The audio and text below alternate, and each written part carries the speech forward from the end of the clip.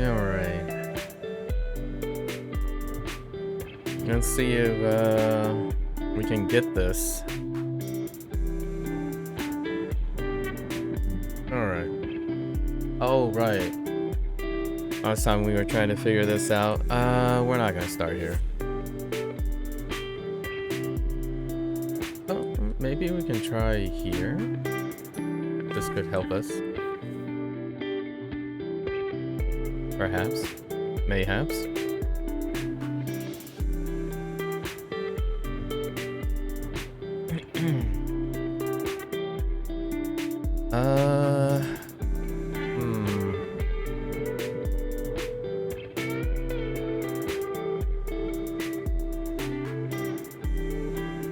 Wait.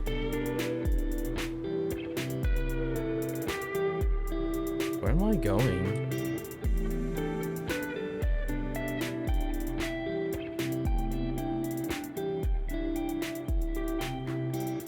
Oh, wait. Yeah, we gotta think about the rocks, right? So if the raft goes down here. Oh, I see.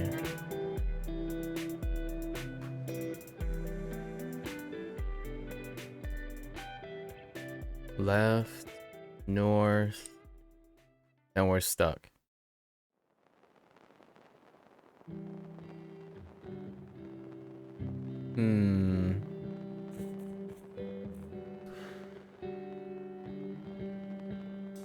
I guess let's just head this way. How do we even get back over there? What the heck? Oh man, this place is mean.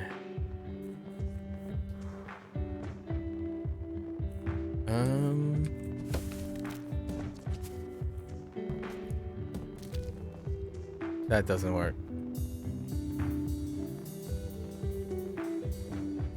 Okay, let's just go, I guess, island by island.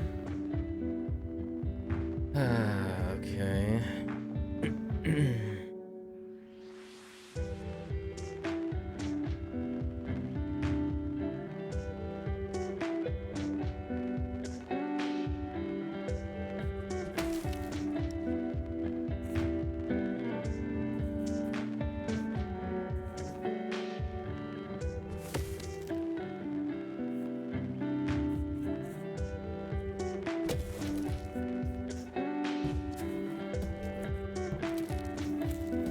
Okay. Nothing special there. I'm guessing this is just the one log. Okay, so there's nothing special here.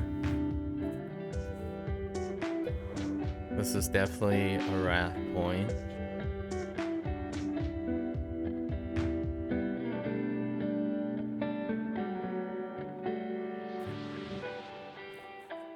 Oh, is it a raft point to the right?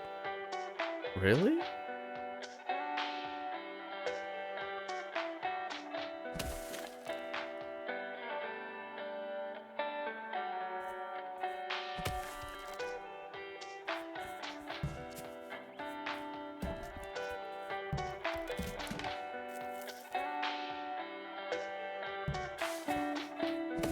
It is. Huh. Wait. What the heck? The heck, dude?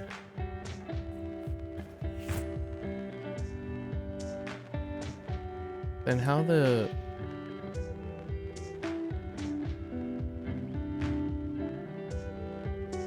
Okay, so it's not that.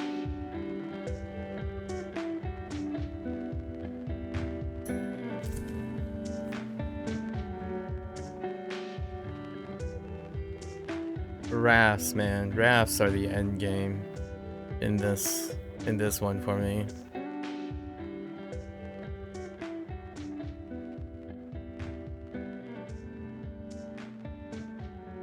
No, I guess there's a... Maybe this is the left raft.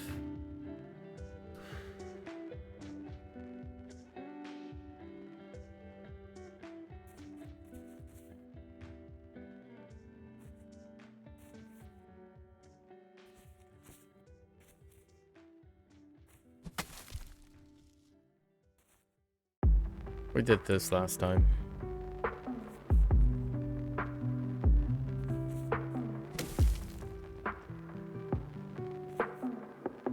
Just trust the process. And I don't know.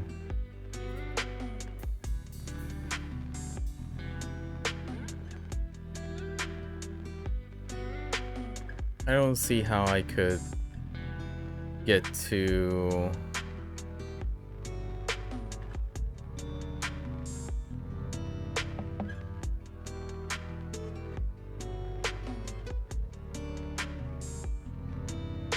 Maybe it's south.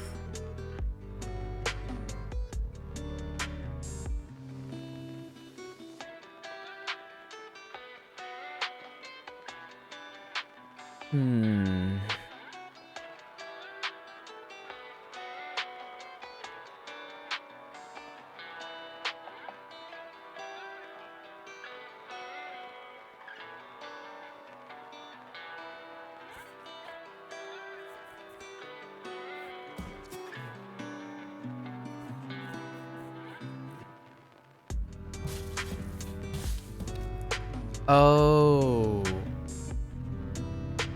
Wait.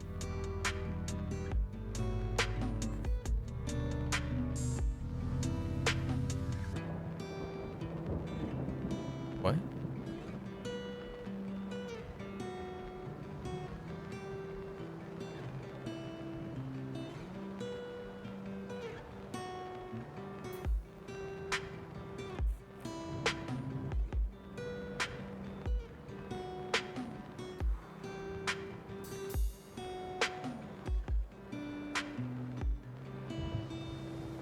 Man, this place sucks. How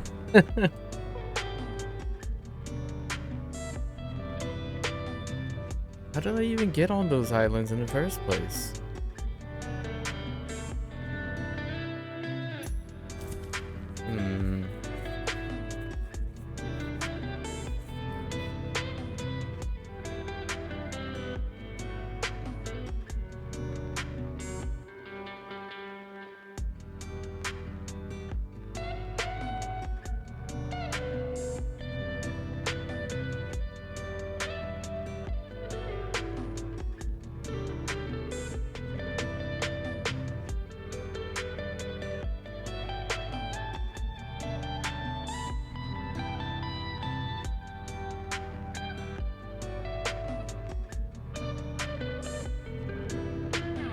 We did this too.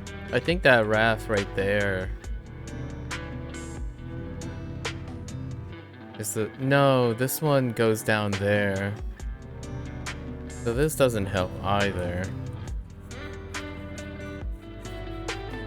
Ew, I'm struggling so hard just to get to this side. Like, this doesn't help. That doesn't help either. Like, WTF, dude.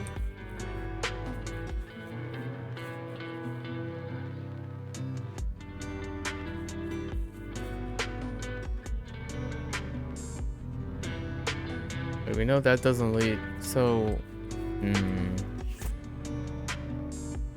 So let's go...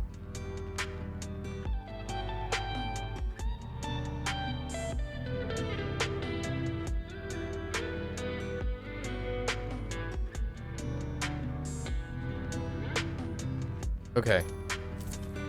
Maybe it's this island. There's three logs here. I'm guessing it's a raft that goes south. And then it goes east.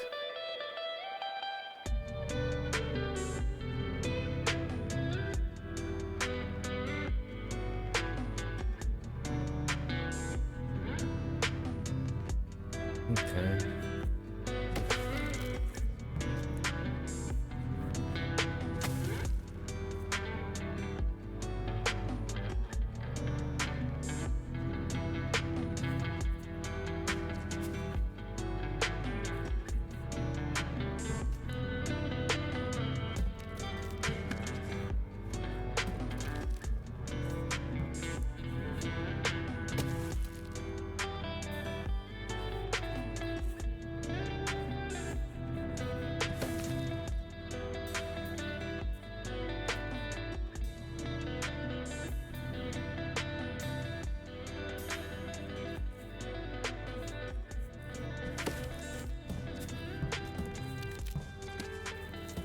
Alright.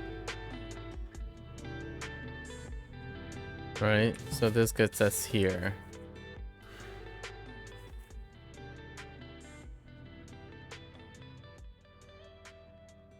No other direction but this way. Sure.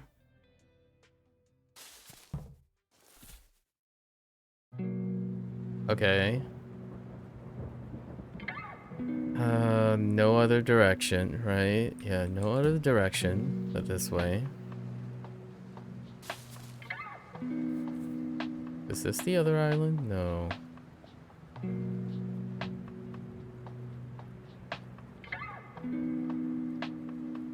Hmm.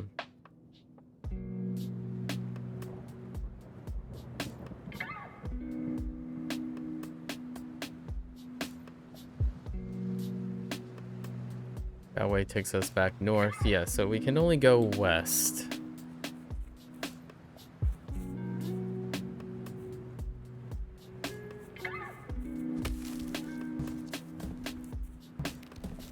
Right. Okay. We can only go south. It's fine.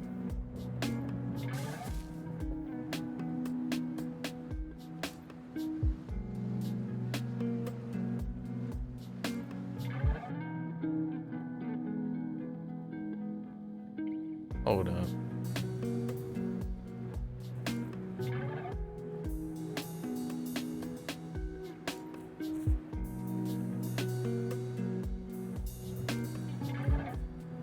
This was the island, right? Yeah, this is the island.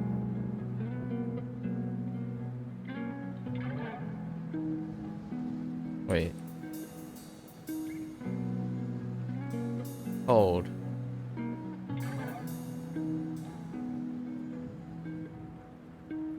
Dang it.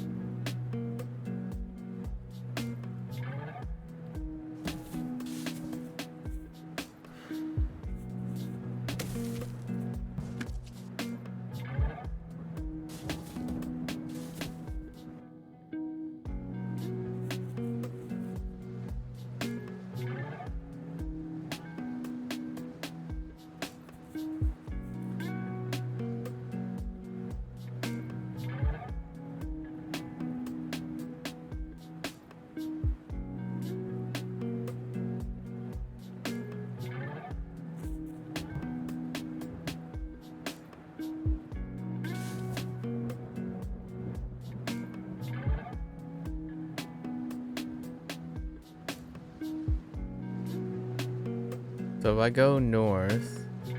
Oh, wait. It is different.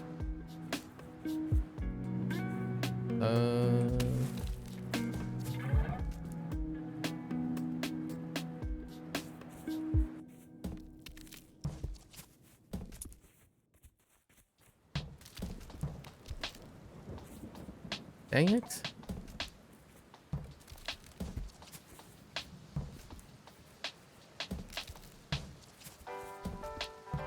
Dang it.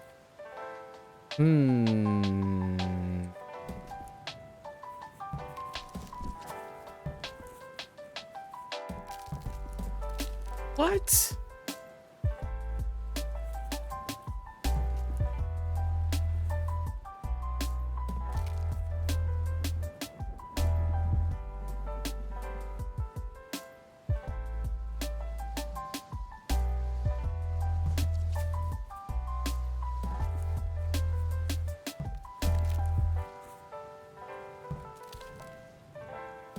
No. Yeah.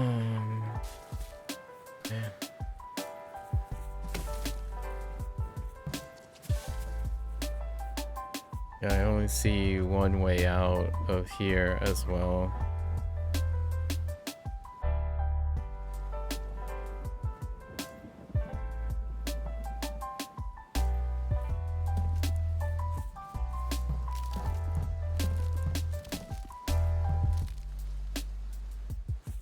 Wait.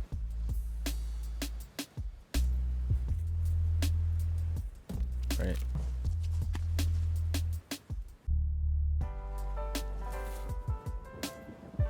Hmm.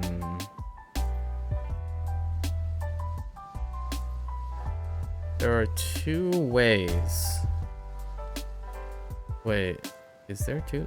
Are there two ways?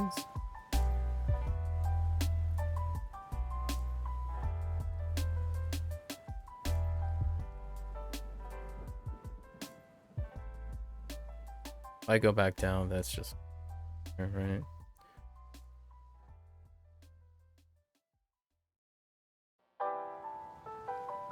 Oh no, no, this is definitely the next one.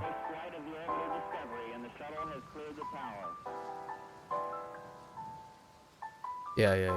It's this. How about here?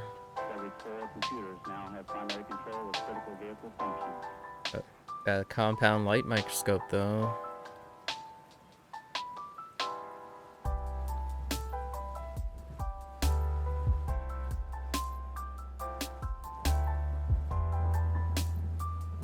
This is definitely a key.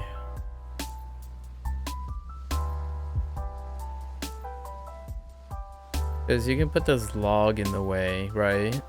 If you...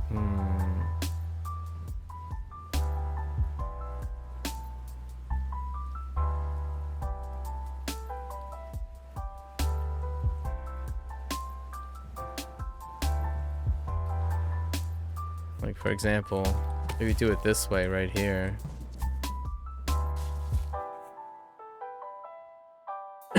No. I don't see any other way.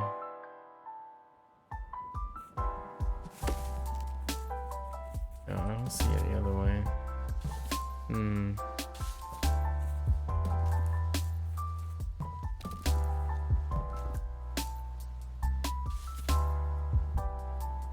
And it takes us back there.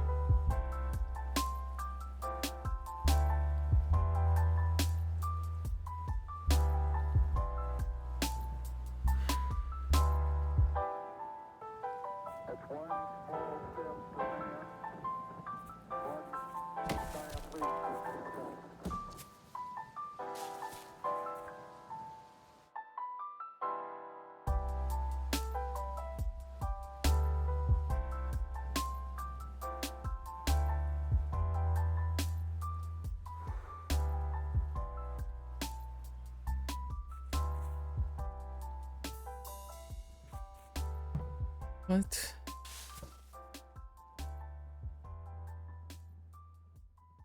The cover is all those, but that doesn't explain...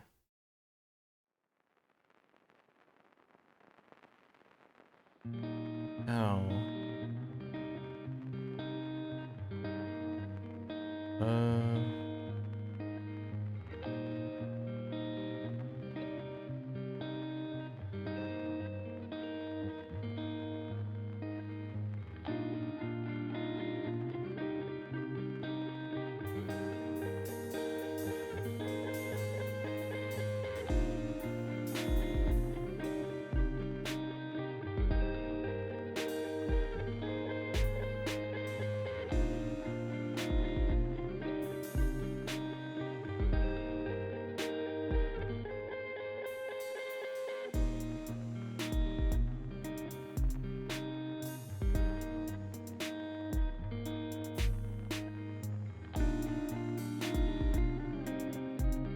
No.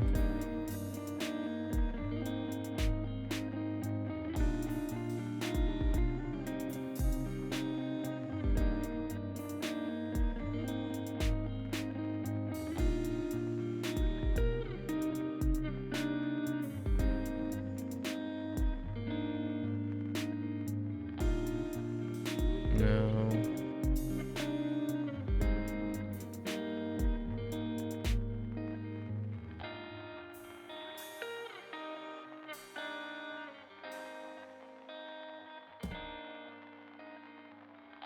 What?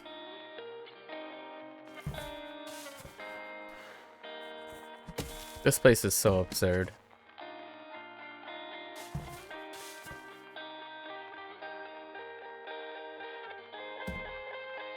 Yeah, I'm trying to think if there's any way to divert the wrath.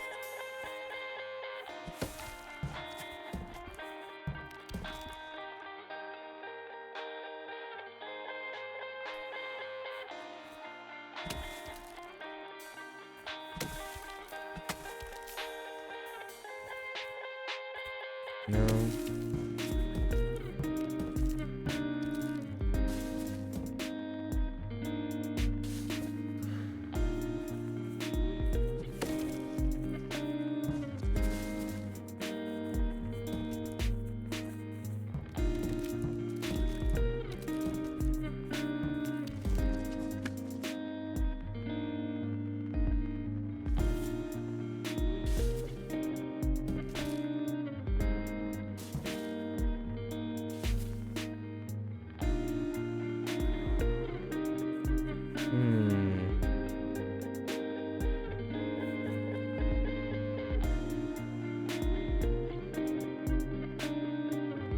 So let's say I push back, right?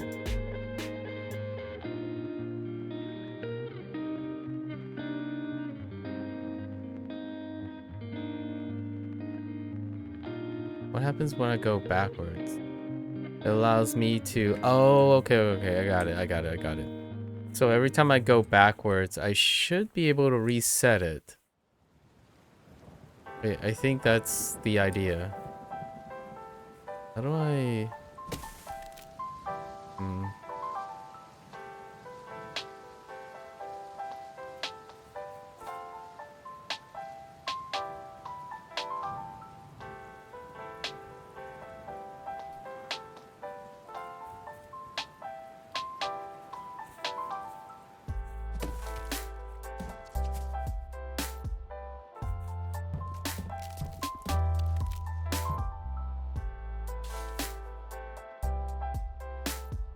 What does that do?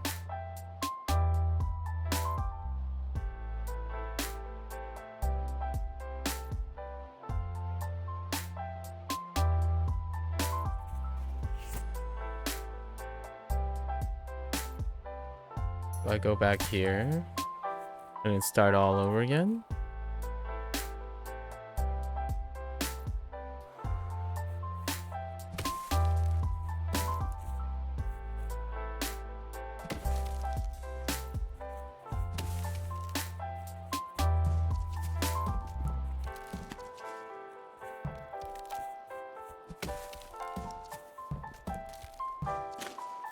Oh, yeah, it does, because now the wrath is gone, right? So just drop a log there.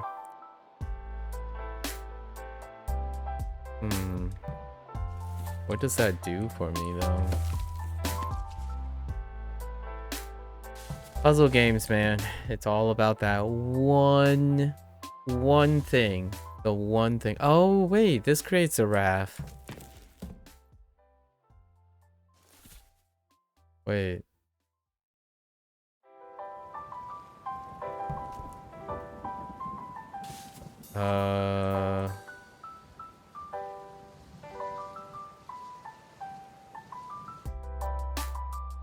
What does that do for me?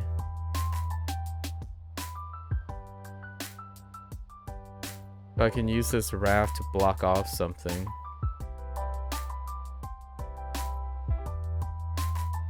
Or I could use it to transport something.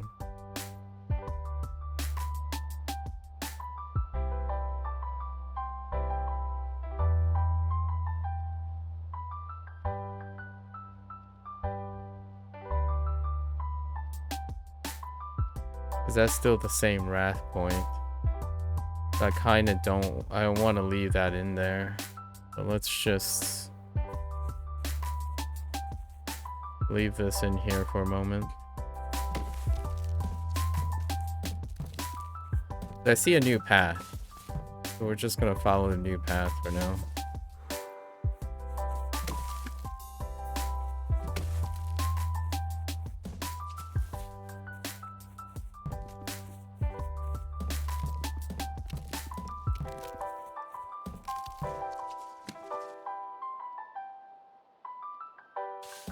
right? Because this is gonna block, and then now we can do this.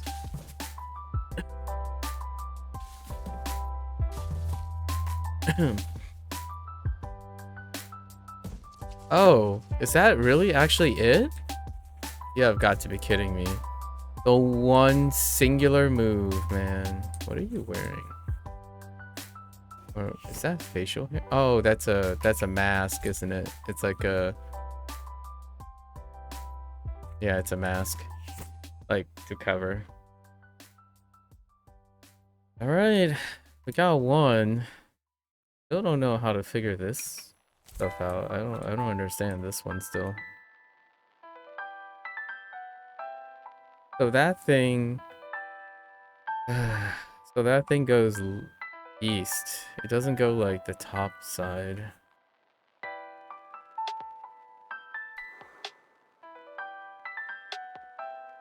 No, that doesn't work either.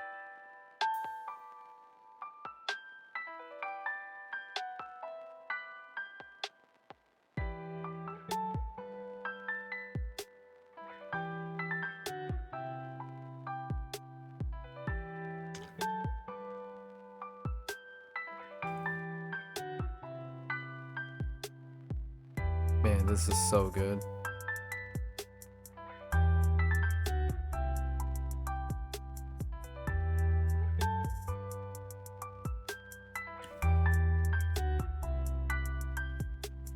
Alright.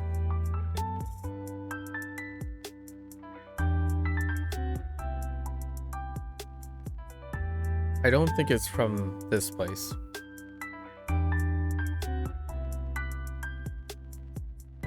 Like, the missing piece is not on this island. At least I don't think. I think I need to bring something to this island from somewhere else. I guess we can do the thing where we reset everything.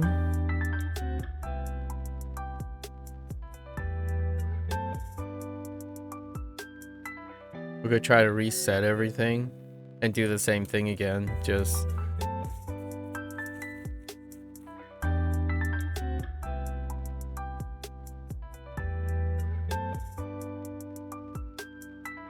Was it this?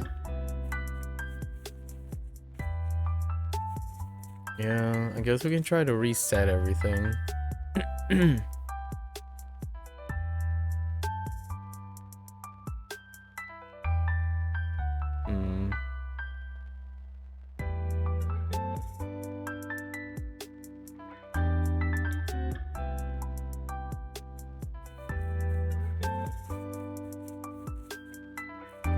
Yeah, just gotta bite the bullet and do the same thing. Just reset everything. I don't know where this wrath came from. Find out. Just reset everything and...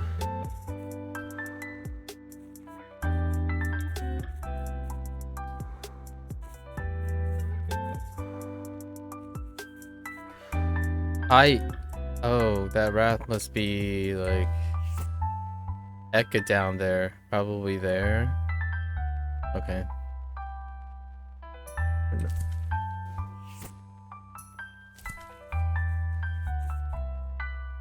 Okay, so I don't think we need to reset these then.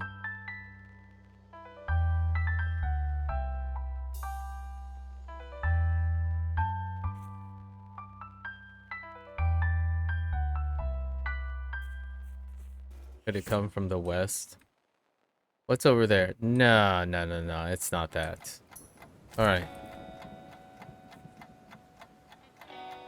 Alright.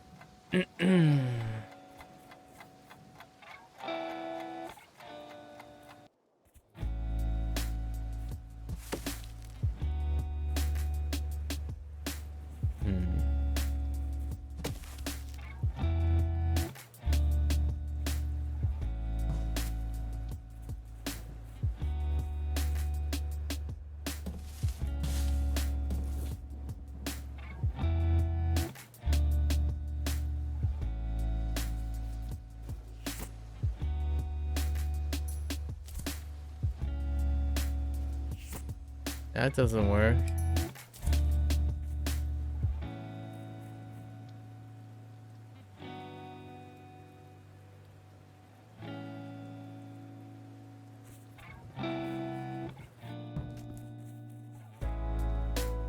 I don't understand. I guess the only thing we have is the path to the other, like, to this side. Alright.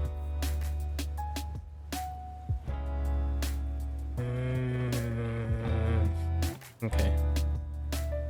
Well, that's locked in. That's kinda not locked in.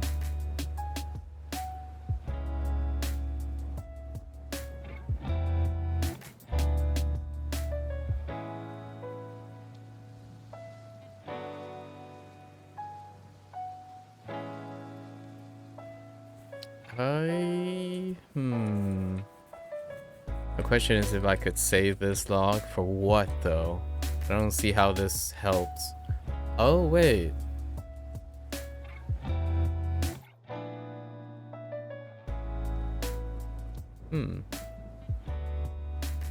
Nah, I don't think so.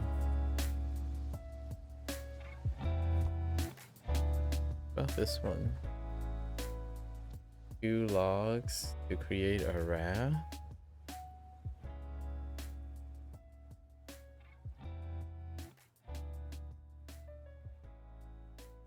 No. Not this one. Just 1 log. Use anything here,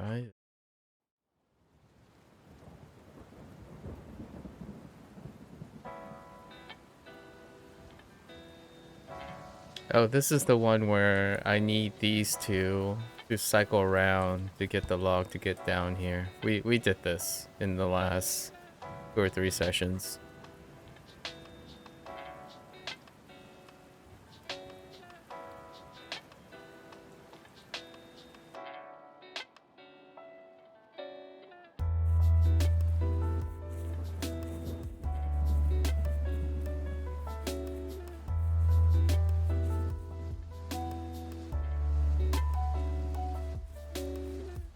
Okay, I feel like this is kind of like the last one, where I need to travel backwards.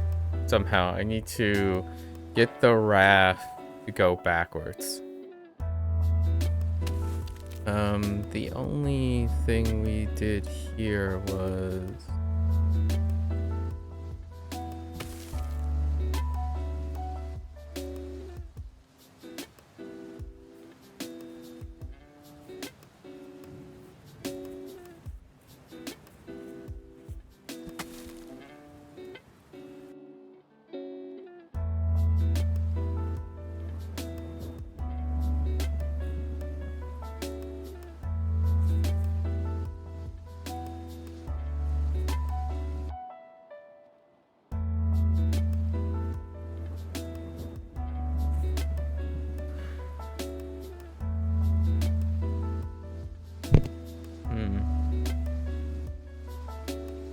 Okay.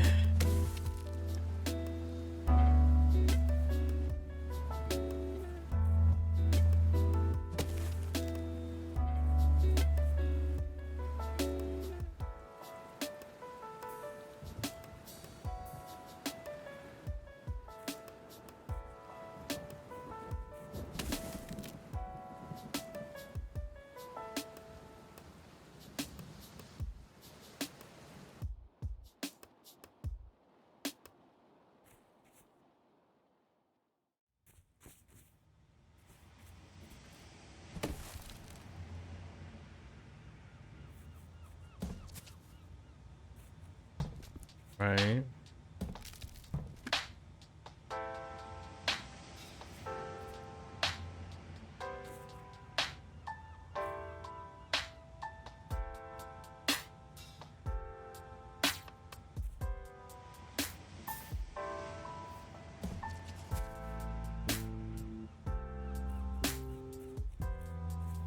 Yeah, so this is the raft to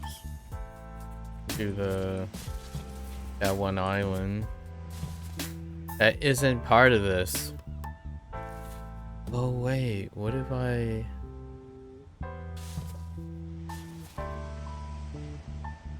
That doesn't help.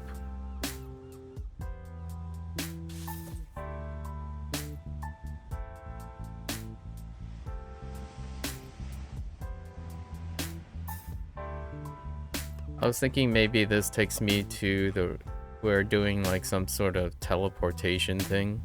Because this island leads to a red box, right? And a red box leads up to that other red box. And I couldn't figure out anything.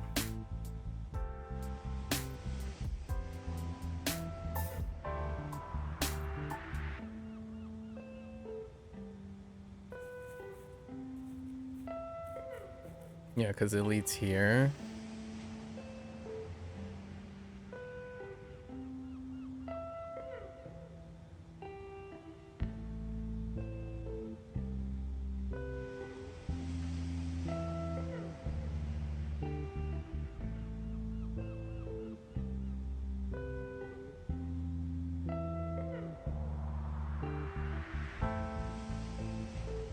This is like not the...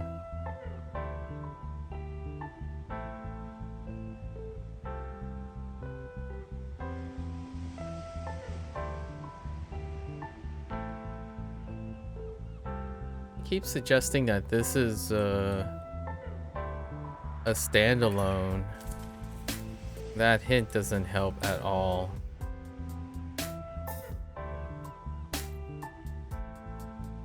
What if... Oh, wait. Oh, I got it. It makes... I got it.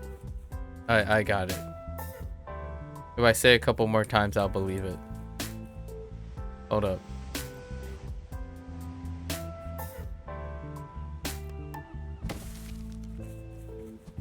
I understand. I understand.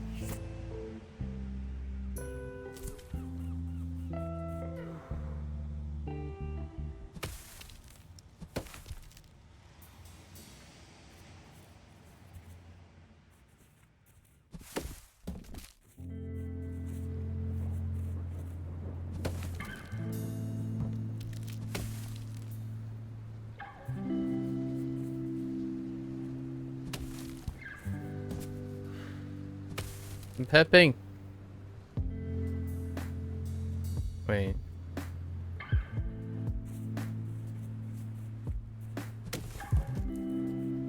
Oh. Right. It's this kind of tech.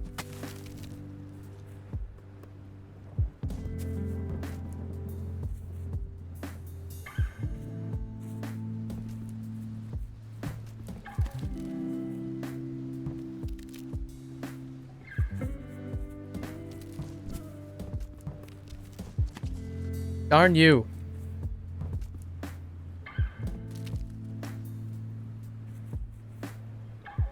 Oh.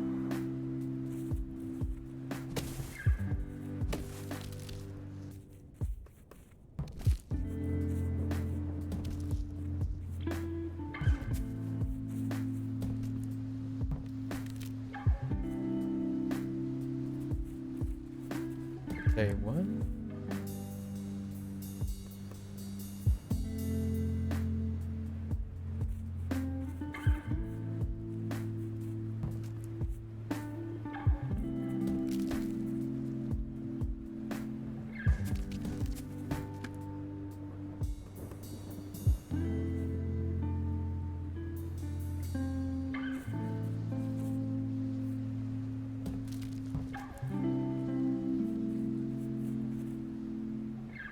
Having such a pep right now. What's going on?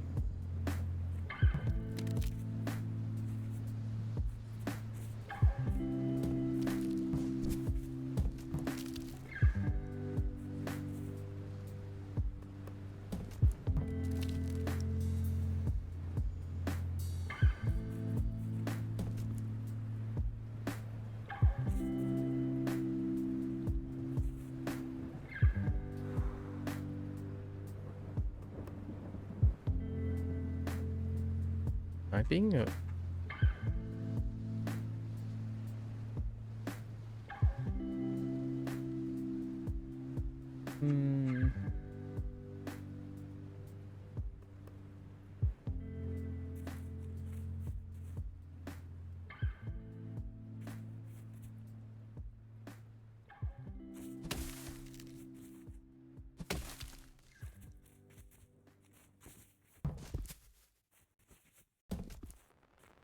Okay. Wait, that doesn't work.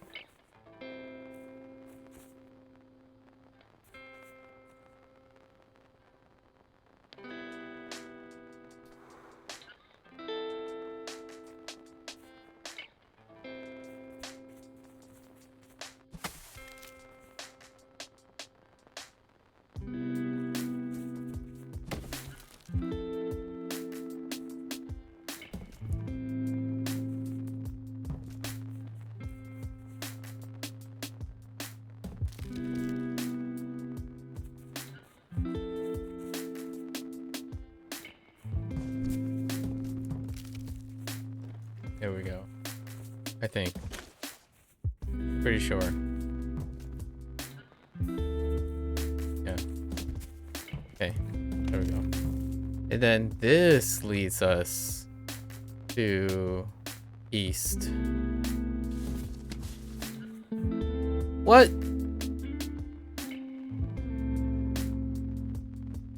Wait. Hold. Okay. So what? This leads us down? Wait.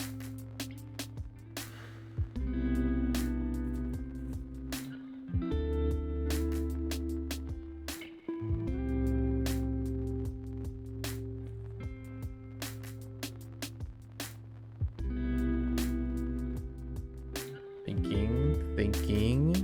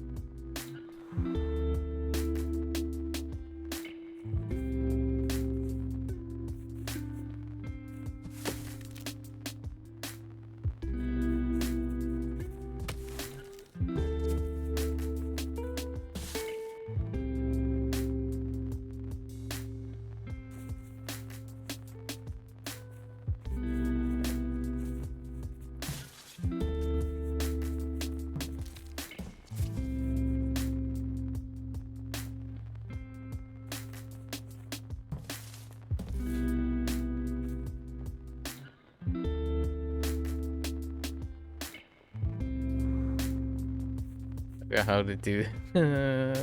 Someone send help. I forgot how to do this.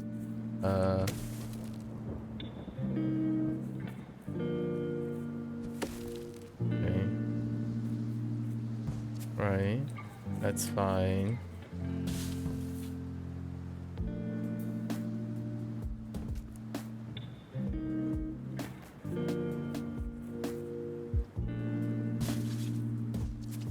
Wait.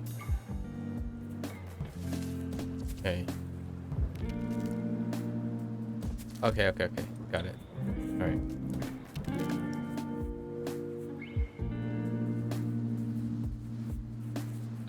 I understand.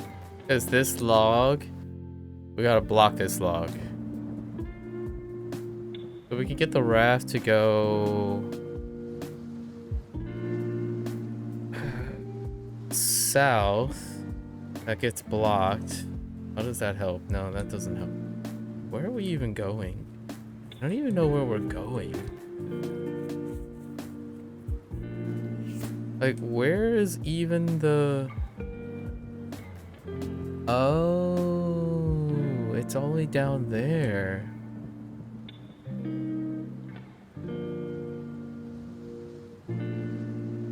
Oh, I see. You see? See, that's what happens, man. Okay. Yeah, it's those two islands. So it's gonna get me down there. Okay. I got it. This is actually not to solve one of these. It's actually to solve this part. Okay, got it. It's fine. So the goal is... we just need the log to stick out.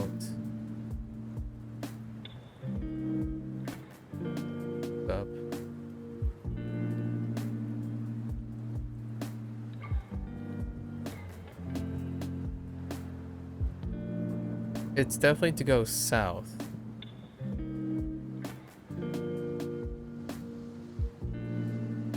But it's got to stop right there. That it'll hit that. Okay.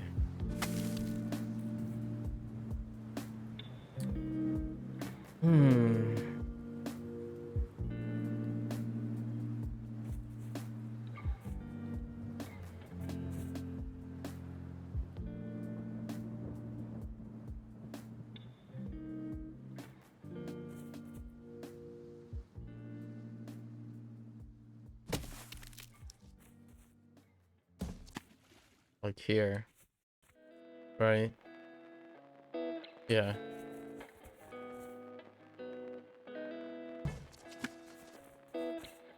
Now we go back around.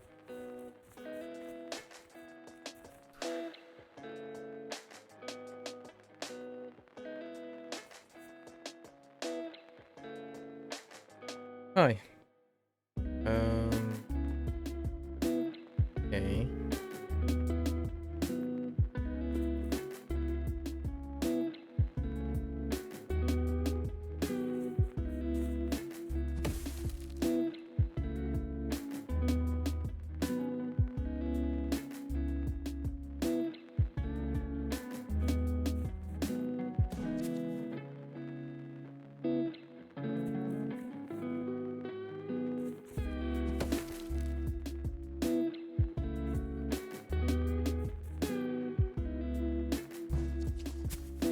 Oh.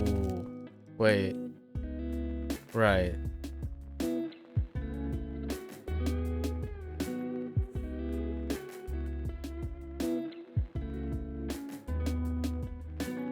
I am having a nice night.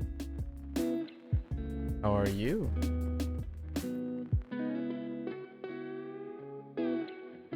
It is 5:30 p.m. local time. EST.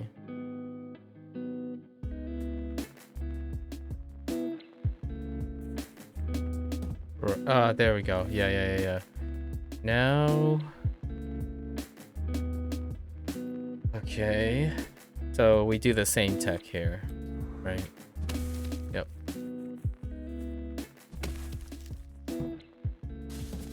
Aha! Huzzah.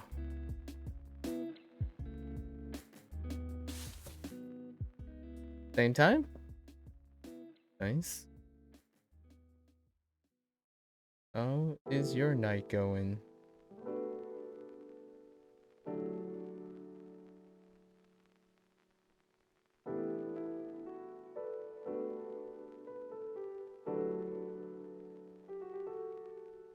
We're in the same time zone. Oh, you tease me so, my friend. Okay.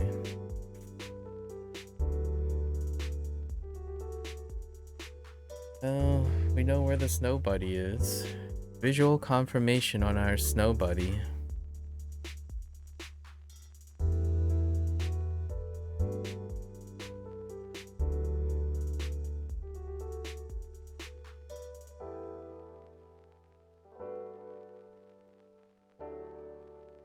Wait. Oh.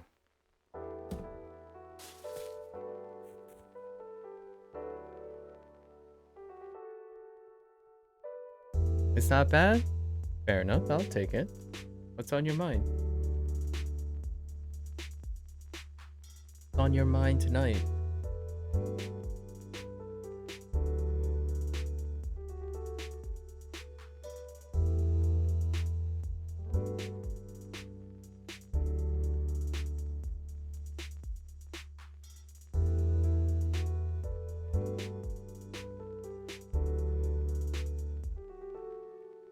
No, that doesn't do anything.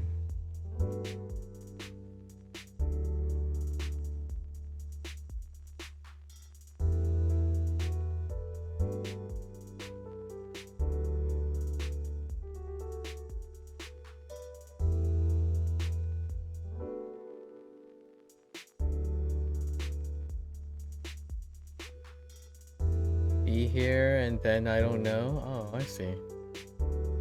Fair enough, fair enough. Feel free. Feel free to be in existence, you know? Maybe visualize the solution of these islands before me and then keep it to yourself and then see if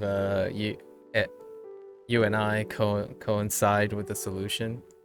Because yeah, we're at the tail end of this game and it is a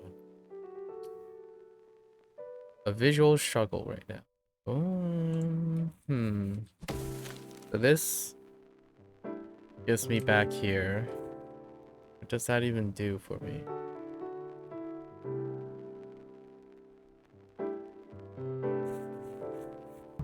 Right?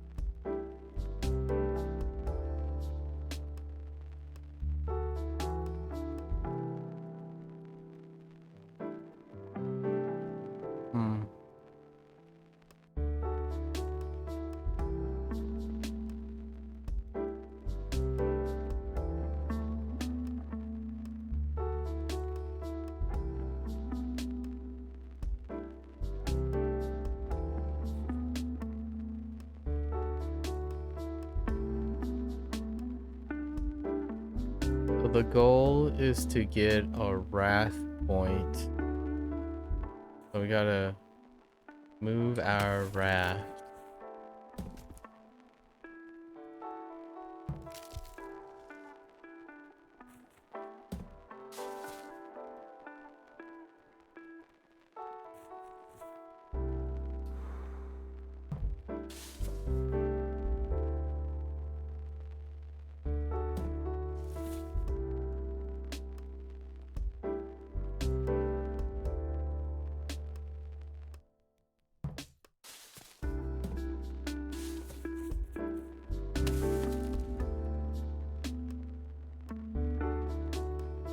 Okay.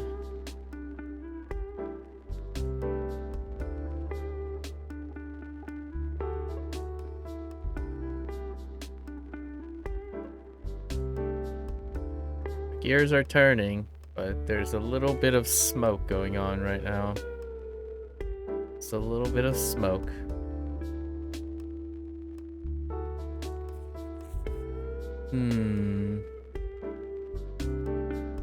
If I reset, I could place the raft back onto this island, I think. Or maybe... Oh, no, wait.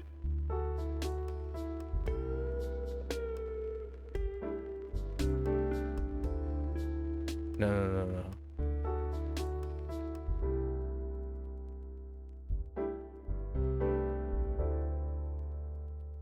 Oh, wait. I am missing something here. There's a... Wait. Where did this go? Oh, that is a raft. My bad. Wait. Oh, yeah, that's the OG raft because it goes up, back down.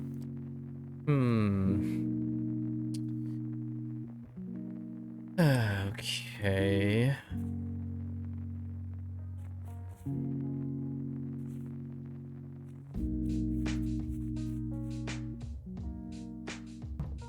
I reset this and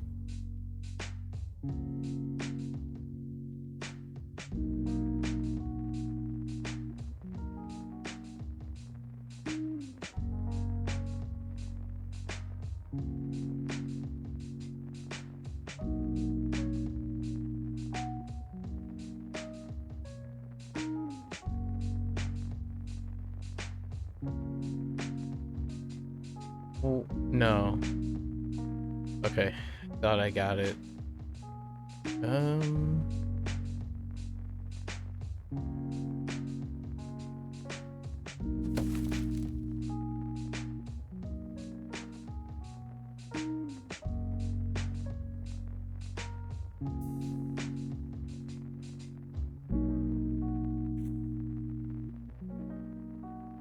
Okay.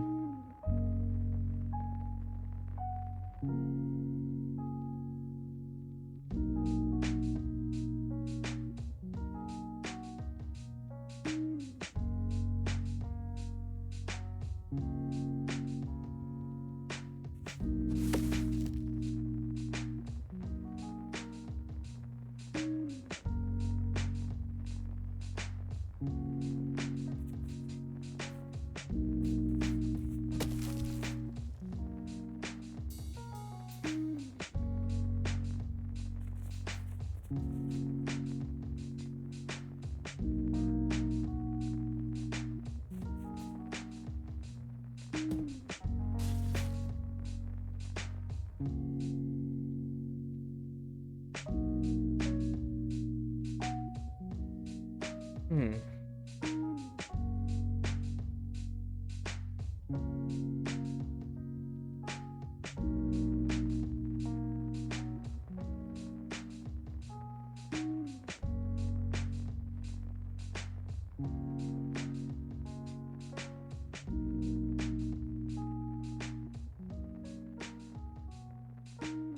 Hmm.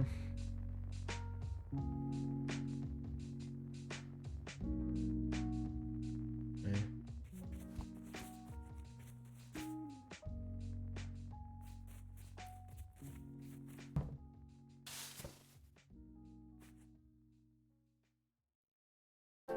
All right, all right, all right.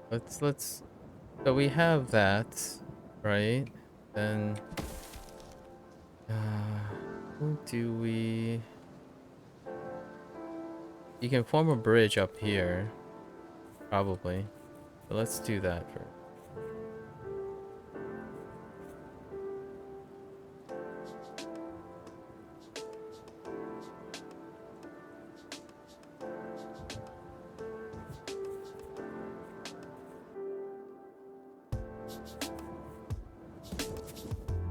Pretty sure you can form a bridge up here. It could be a second raft. Oh no, wait. What happens if we transport a log over? Oh, wait.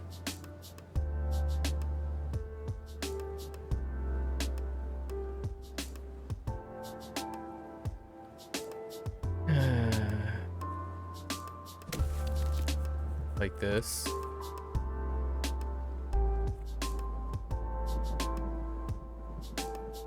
What does that even do? Wait. What if we leave it right here? Hold. Processing.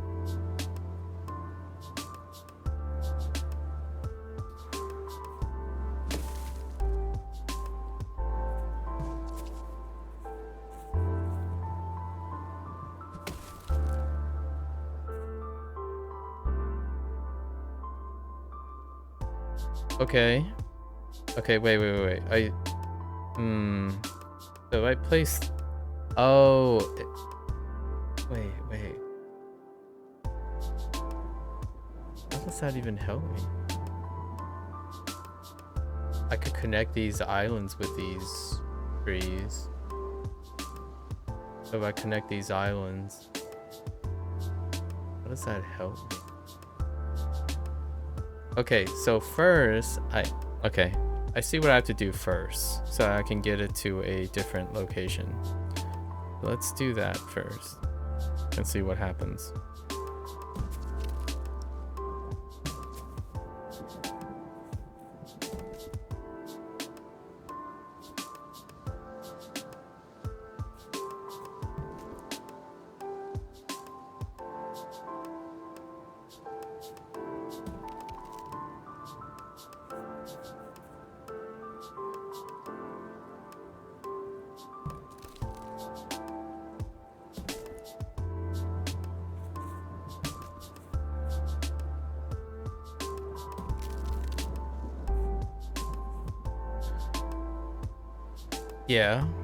Yeah. Not exactly what I had. Oh, wait, that's it? Oh, I was thinking something else. All right, so there's another guy over here, which is not... I didn't think I was gonna get it this way, but I guess that works too. I was thinking of a way more complicated solution. Yeah, so sometimes you just gotta do and see, you know, do and then see what happens. So what the heck is this place? I think I'm gonna have to start resetting all the islands to see how to get down here. Wait, are there any hints?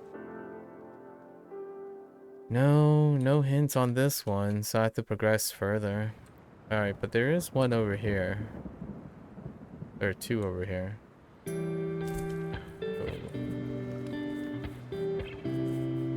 Wait, these two? There's nothing there. How do I... It's gotta be this island, right?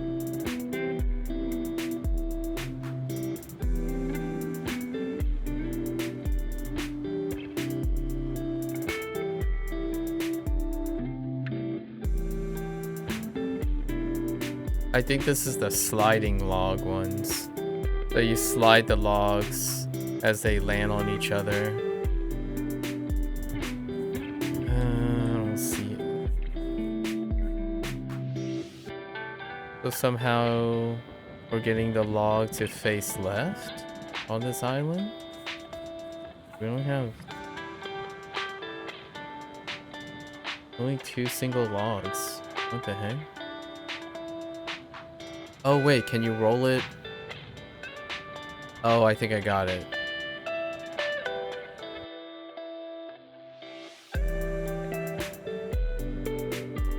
Pretty sure I got it, I think. Or... So like, you can try to...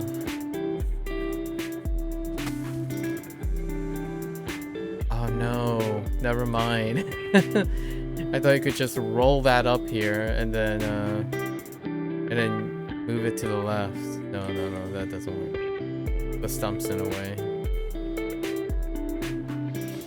Because you can loop back around on the other side. Wait, hold up.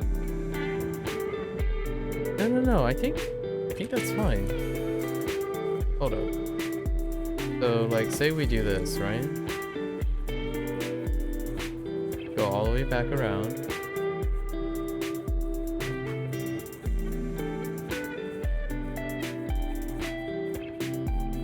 Pop it into the water, right?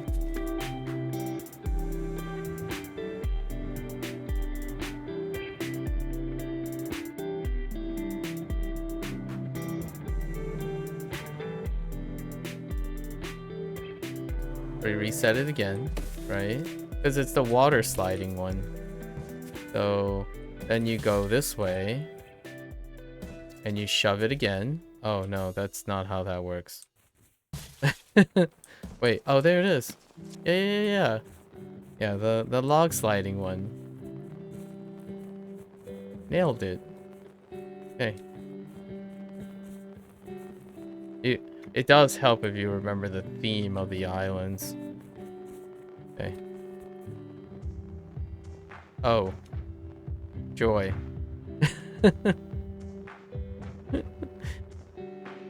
I was really hoping to just get a snow buddy right off the bat. I felt kind of clever there for a moment. Alright, so these are the Passover Islands. They shouldn't be too bad. Let's see.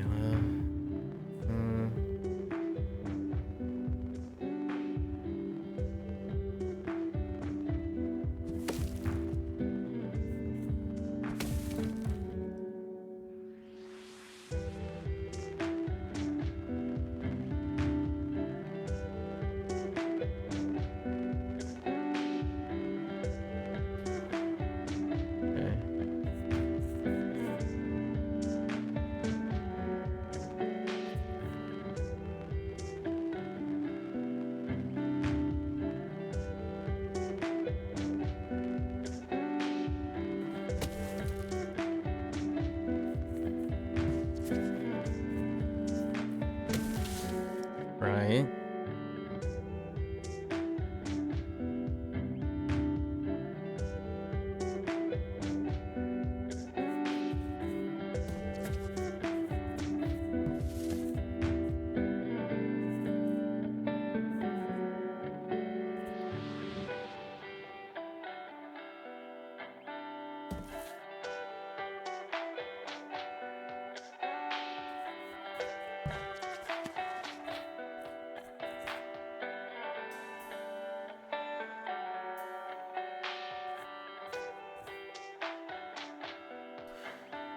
Hmm.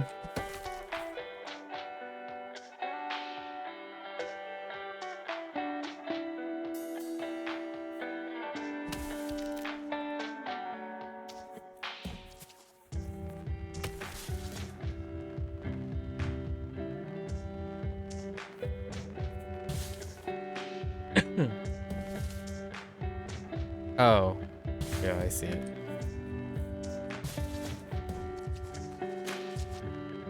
That is not how I thought that was gonna. Wait. No, no, no, no. That's not. Hold up.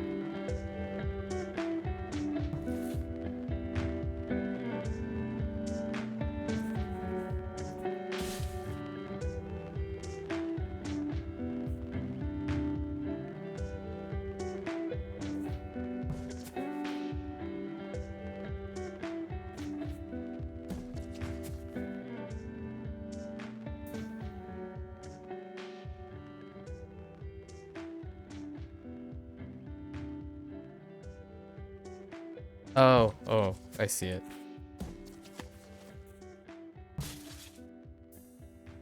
Oh no. Wait.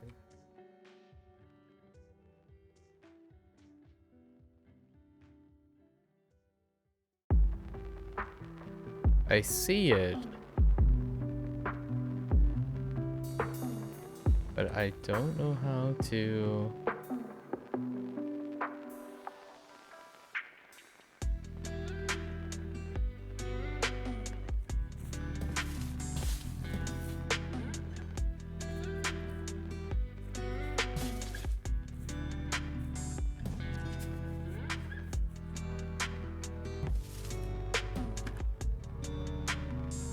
Oh.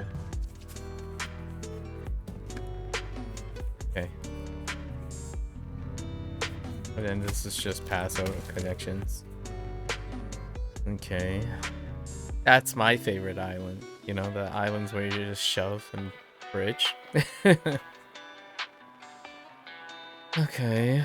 Oh, I see a long birch. There's some birch shenanigans going on now.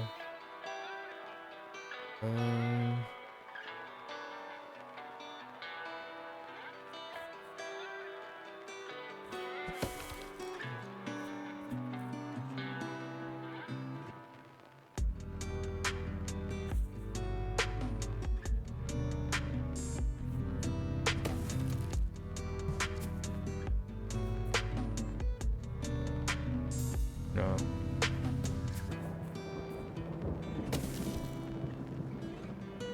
No.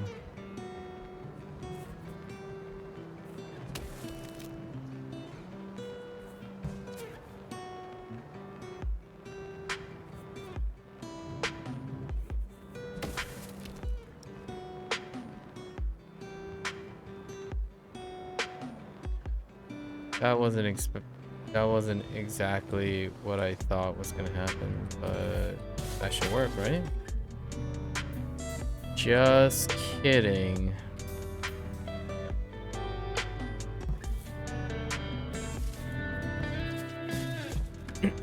Okay. Oh, hey. There's our nobody. Okay. Whenever you see those birch trees, those like white ones, the white striped ones, we gotta think about resets. So, it's definitely a raft. Yes. It's a raft going east. And then we're gonna use the... Maybe it's a raft going east? No, no, I don't think it's a rat going east. I think it's a shoving thing again, about using the birch.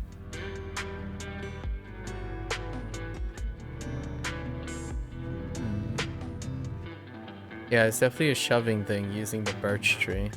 So we're gonna have multiple resets. Oh, or... Wait, no, that's not how that works. Is it? Wait, does this just lead us back to this island?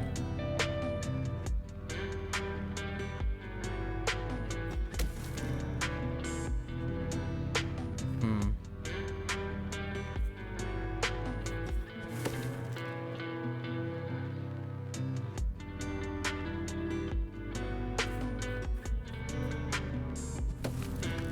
Right, so that leads us back.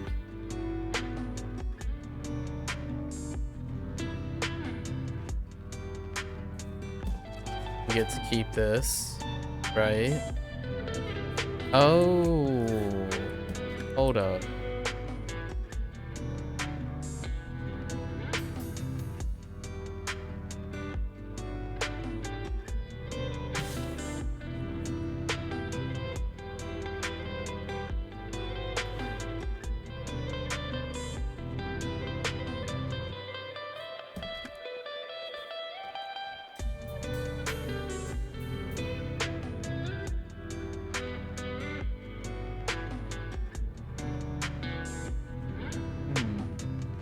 Wow, this is the first island. Or wait, what's this the... I don't... Yeah, this is the arrival island.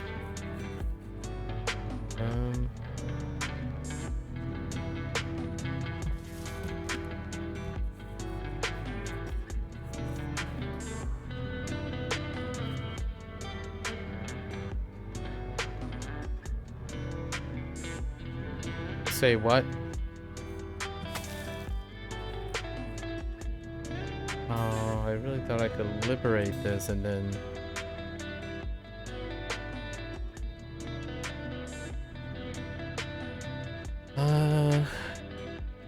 There's definitely a way to use this.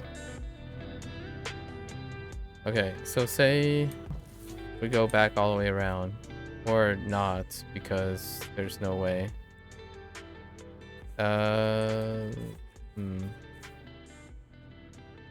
Wait.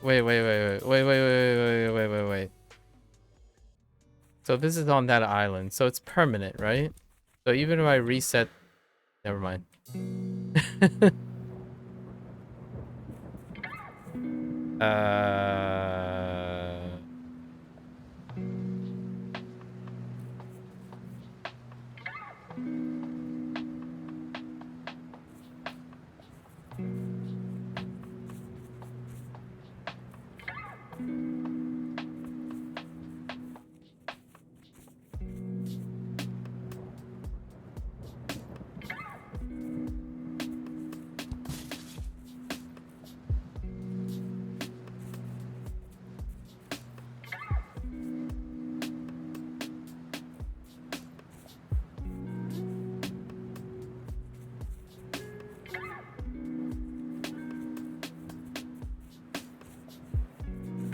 Wait. There's no way this doesn't lead back.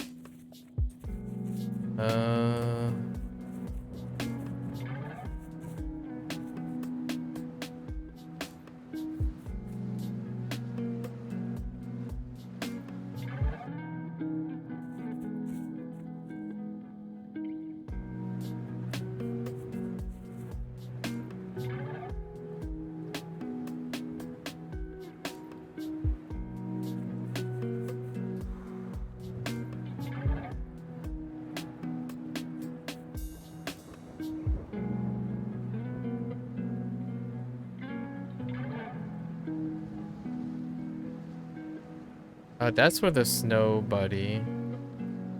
So, let's connect this again, right?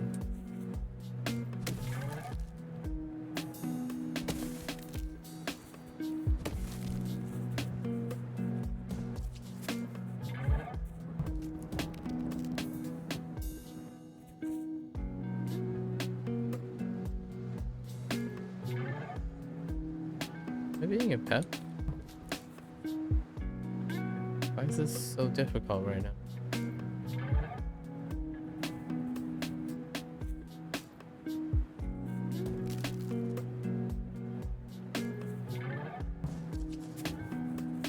No, wait.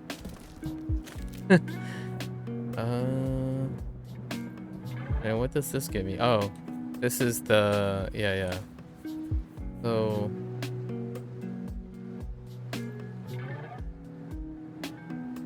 how far does this connect to? Wait, is there a TP spot? Oh, there might be a TP spot. We need a TP spot.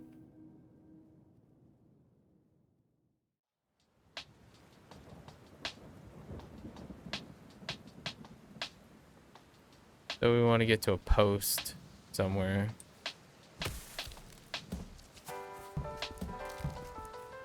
Back in the simpler days. Yeah, this is the beginning of the game.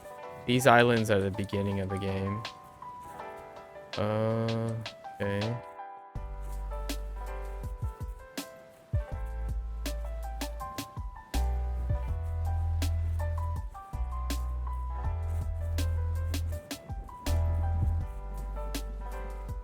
Where? So we can use this, right? To go back here.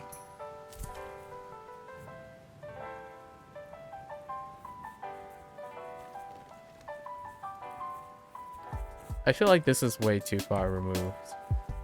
But we're gonna do it anyways. So now we're back on this island. Oh, wait. Okay, hold up. Oh, wait. It's fine. We'll just do it again. Like this.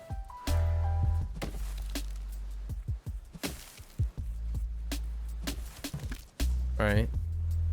Now we have this. Oh, we're trying to make a double raft?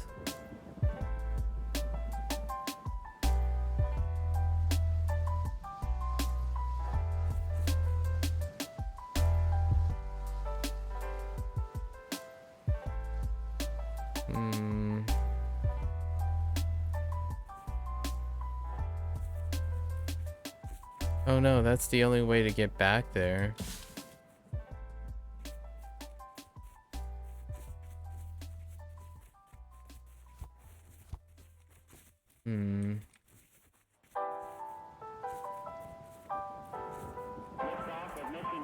This is kind of tough.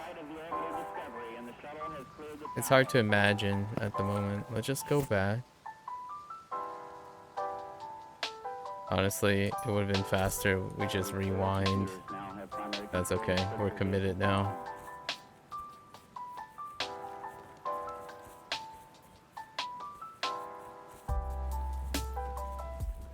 Alright, so we're back here.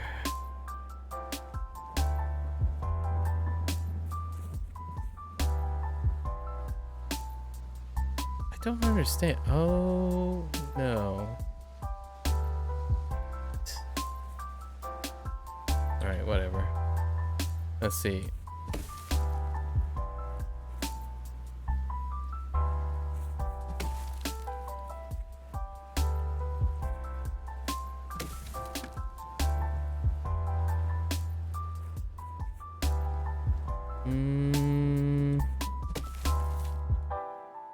Right.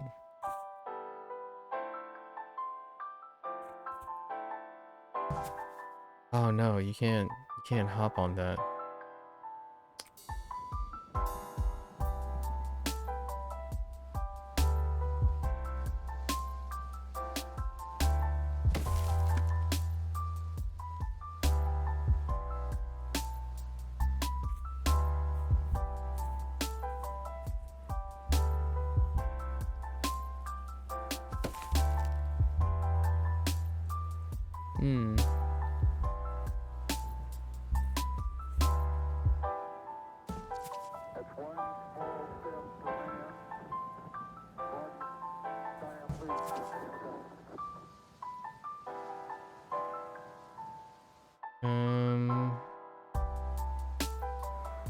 That does some.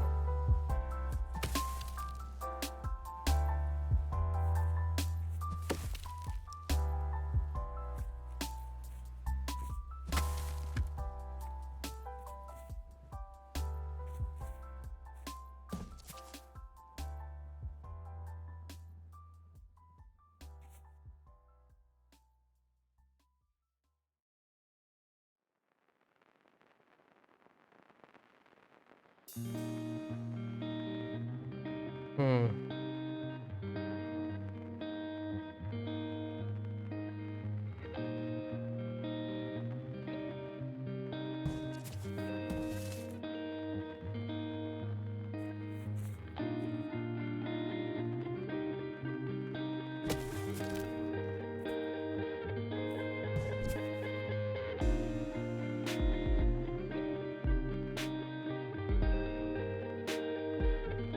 Hmm.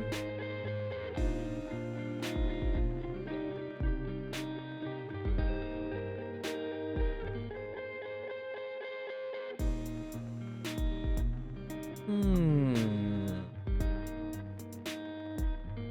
Wait, does this actually show that log even if... No, okay.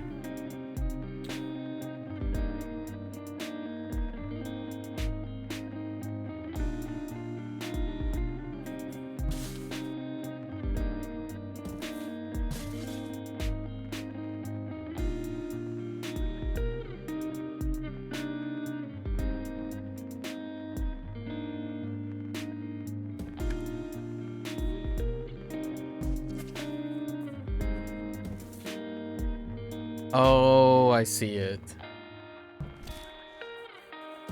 I see it.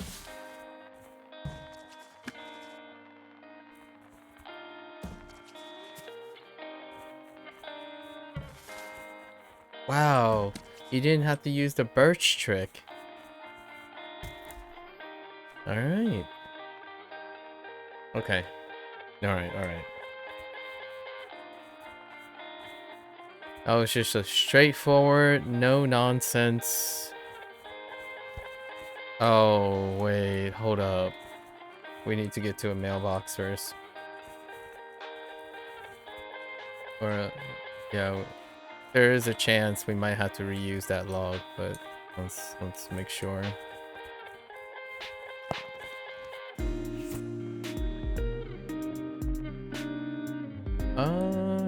No, we're good. We're good. Alright, let's try these two. These are the early days. I don't expect these to be too bad. Why is that tree still available? Was it these two? Yeah, it's these two. Okay. It looks like a raft, right? Probably a raft right here.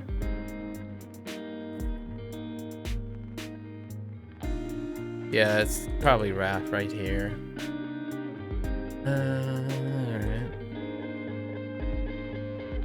Take a little break. Don't let the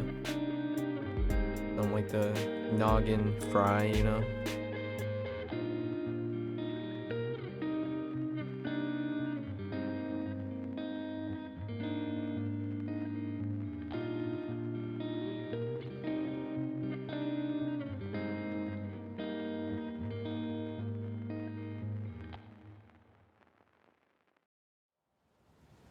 Okay.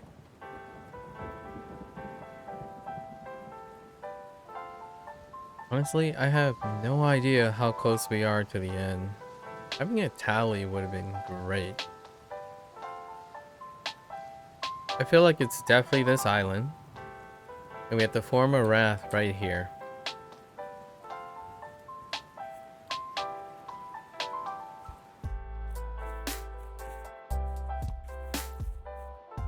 Yeah.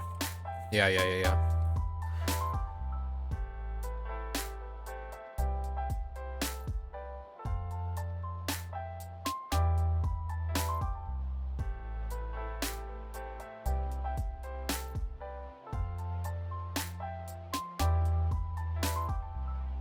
Hmm.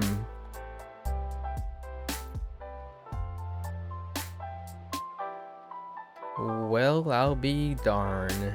It resets us up Alright. It places us, okay.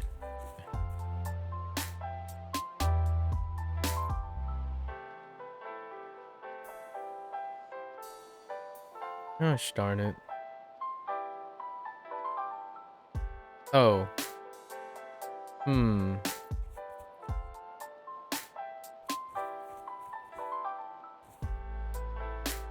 Okay, we're definitely rolling an extra log over here. Wait.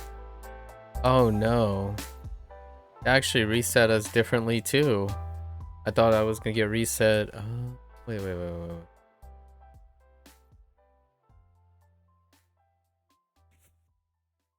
How did I get... Oh. Oh. I didn't connect this island yet. No, wait. What? Oh, wait. Yeah, I didn't connect this island yet. So...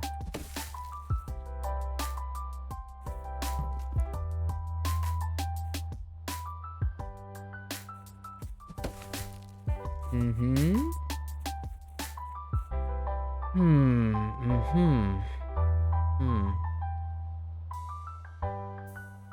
I'm assuming the log goes here.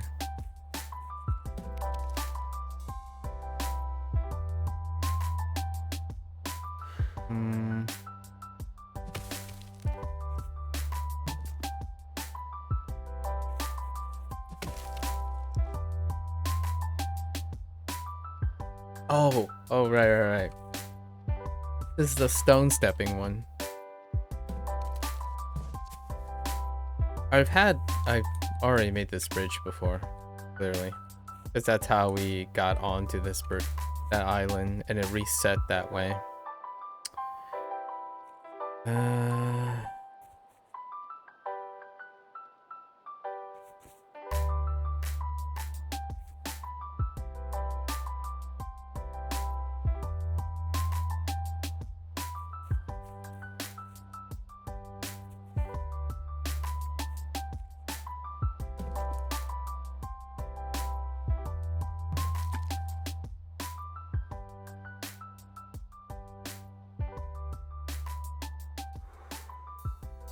Oh, what now?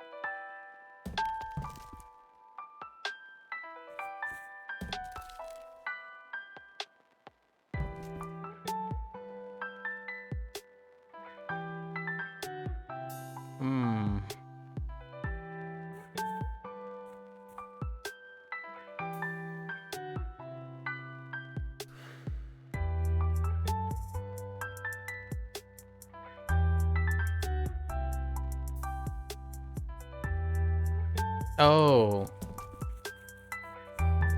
Okay. All right.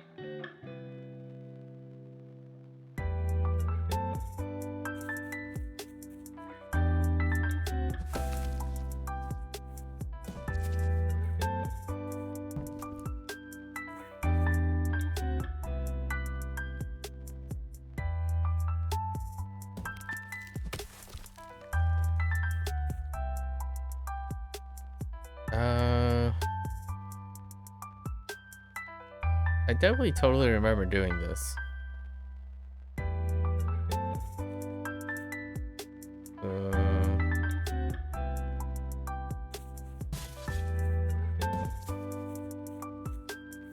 Oh, it's an additional bridge. Oh, okay, okay, I got this.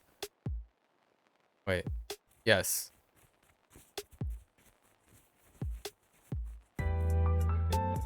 Wait.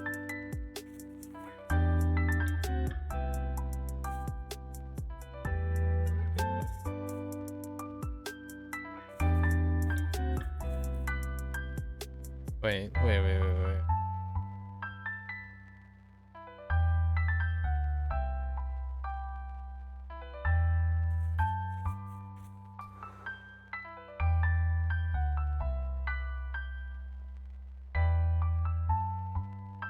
Hmm.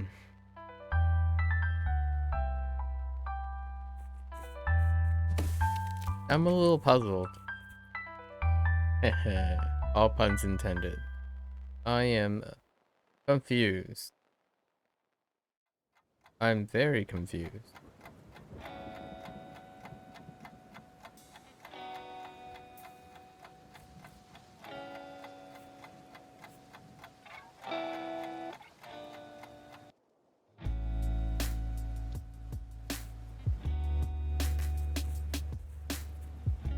I am very, very confused.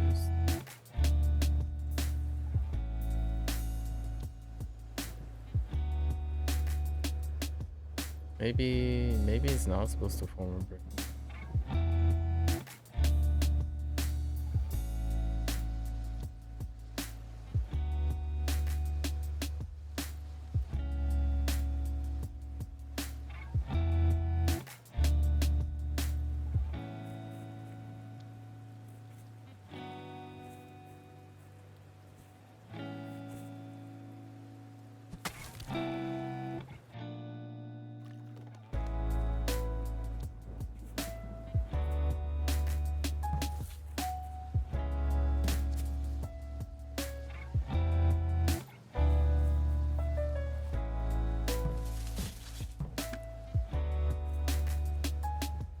Hmm.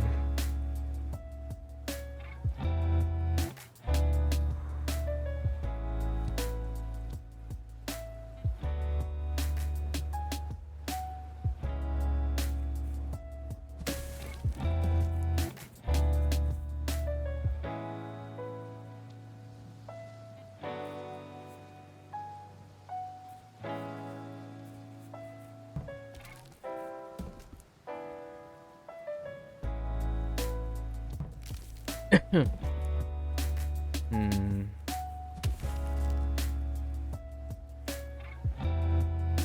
So wait, what happens when we do... Okay. There, I'm definitely... Wait, hold. So it's gonna be like... Here, maybe? Like, And then it bounces over here, and then it goes south. And then I roll the...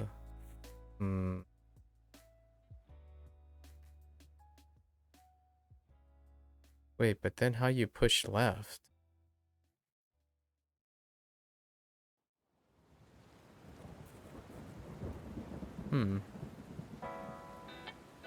Is the raft is gonna get stuck here.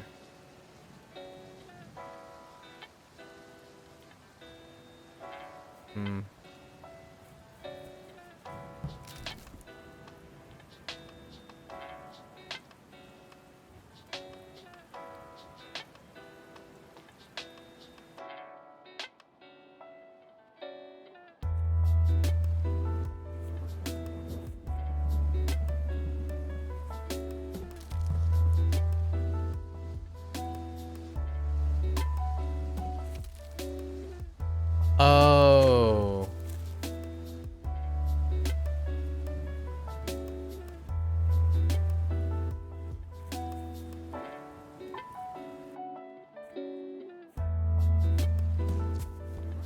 Oh, okay, I got it. It's fine. Wow, that was That's way more straightforward than I thought. I was making it way complex. I got so caught up with making it more complex.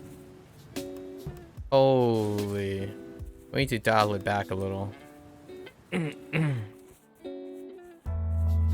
Gotta get back to our friend Occam's razor, right? I was overcomplicating it because I was thinking there was like multiple raft bounces or something. It was way simpler. All right. Oh, here's one. What the? Wait, is that really pointing to? Wait, how's that pointing to a snow buddy? All right, hold on.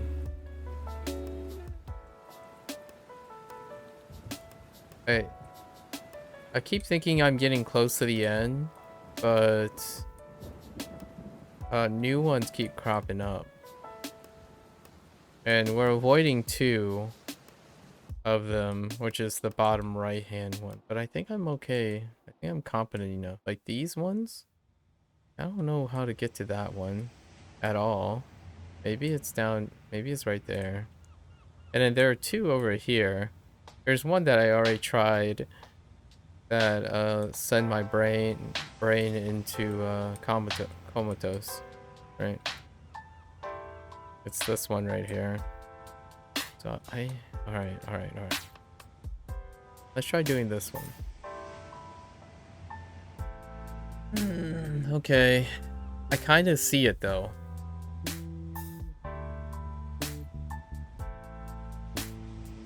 I see it. I understand how it works. I just don't know how to get to the...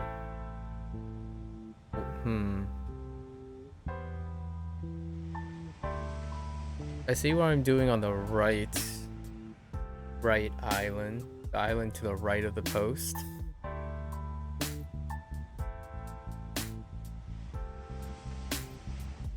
Sort of. I just don't know where the raft is coming from. Oh wait. Might be coming from there.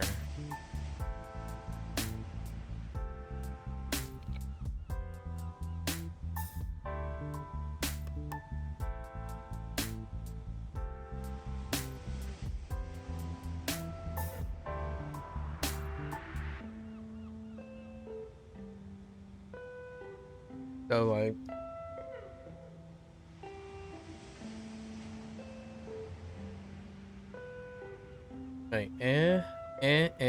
I know it's not very clear where I'm pointing. It's like put a log there, stop there, and then somehow use a log to push it up and then to the right, to the east.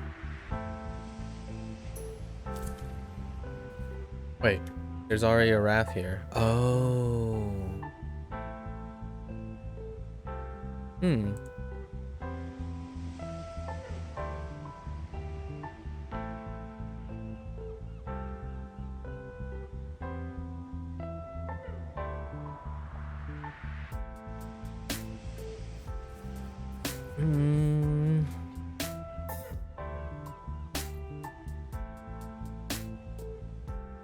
Well, there's definitely a raft here.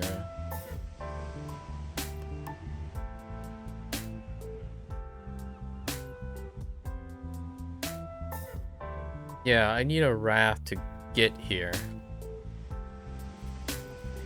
It's definitely place a log right here. Place a log right here and place a log in this position. So then the raft bounces north. Yeah. So we already know what to do with that island. Now we have to go over here and figure out how the heck... Wait, can I still get to this island? No. Maybe it's this one.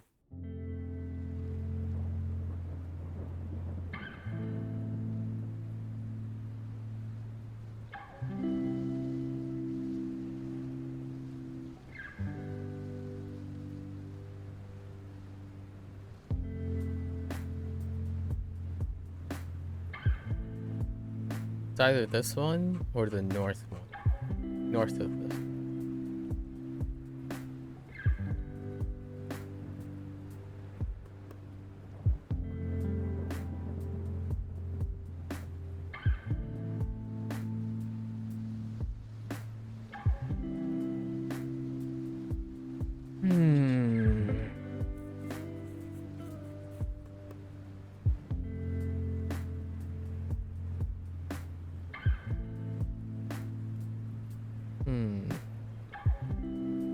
Perhaps this one? These hints are not very helpful.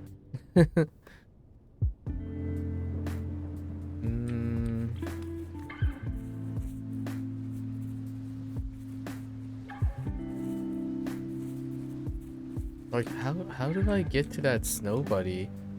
Oh, wait.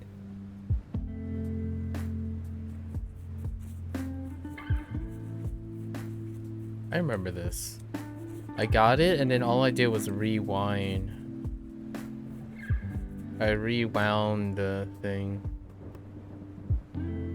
But that doesn't help. The snow buddy was accessed from here. But that's not what I'm looking for. I'm looking for a raft point. So, up here, then here.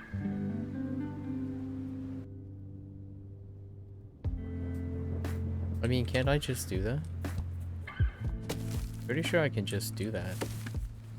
Oh, whoops.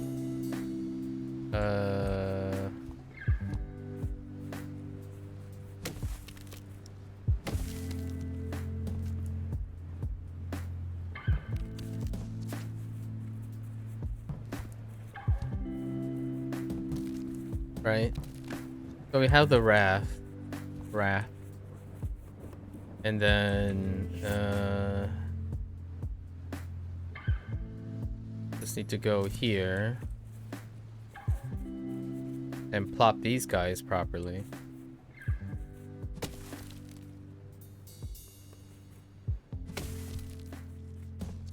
That's fine.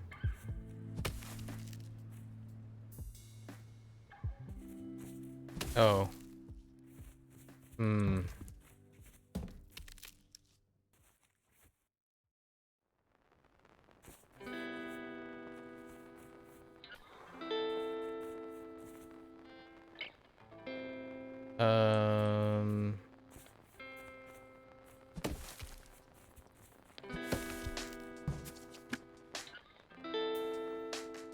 That's not... That's not what I imagined.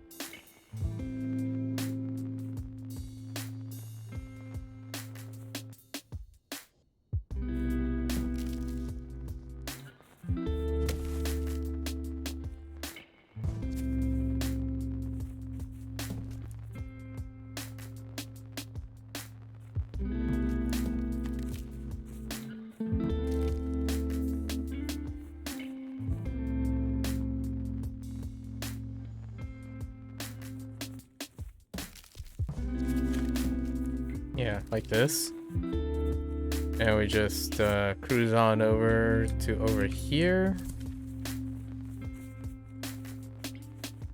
And we just like boop, boop, beep, boop, boop. Oh wait, that's how we access the snowman. And then beep, boop, boop, bop, boop, beep. And there we go. Top hat guy. And oh. And beep bada bop bada boop. Okay. Alright. Okay.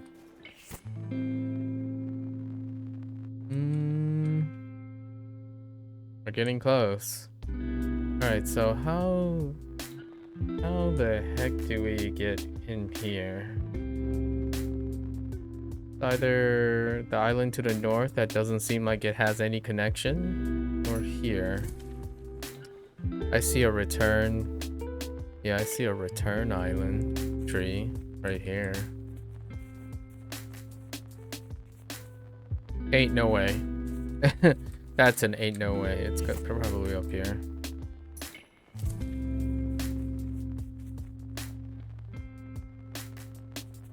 Oh, good. Oh. Hmm.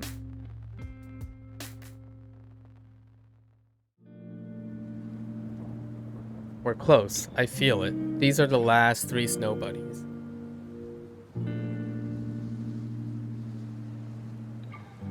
I feel it in my bones. You know? I think.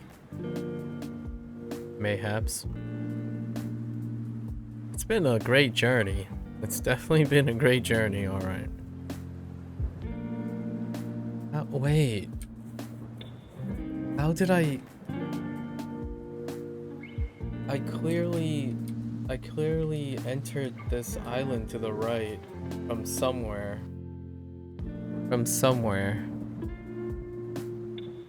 It's a bit manfish.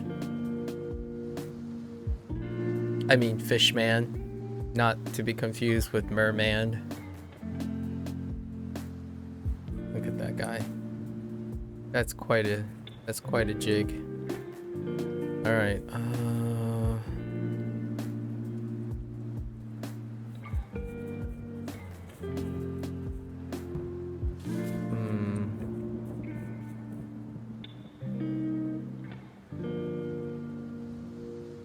Oh. Wait. I got it. Wait.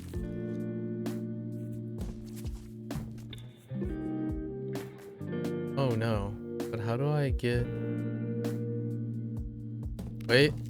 No! That's not how that works.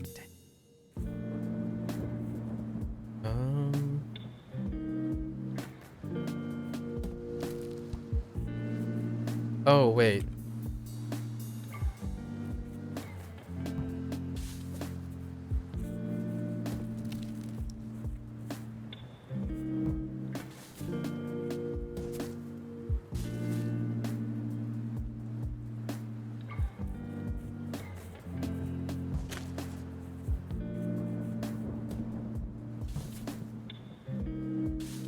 There we go. Okay. Alright, now we're in business. Alright. Wait, I don't understand. Am I going backwards? Why? I feel like these trees are meant to connect that.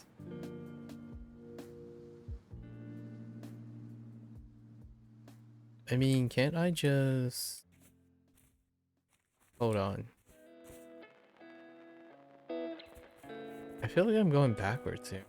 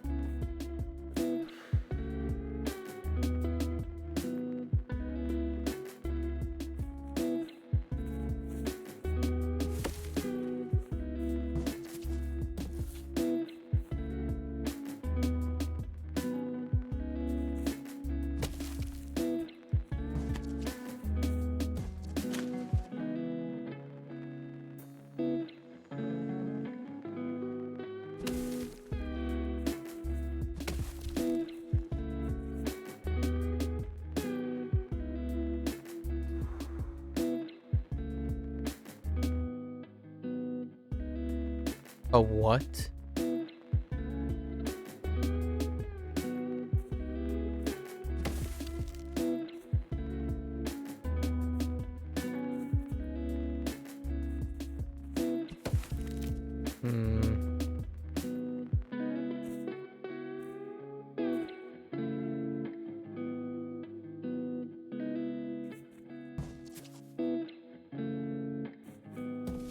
I mean, this just creates the raft, right?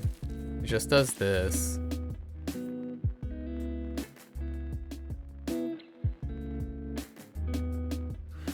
Oh.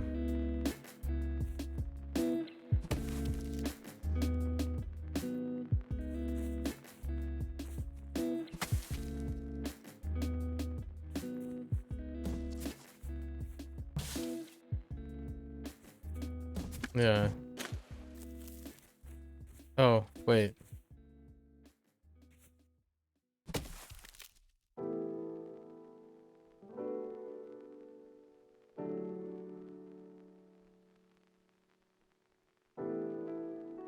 Oh.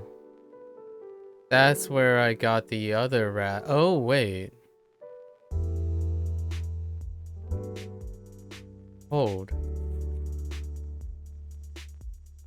Wait, where's this going?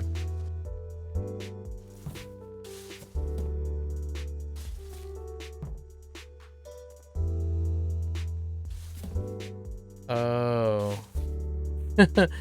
Oh, dang it. What? Oh, come on.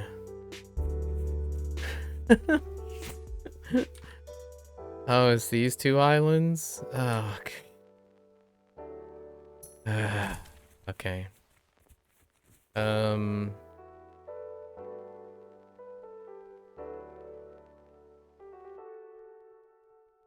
No.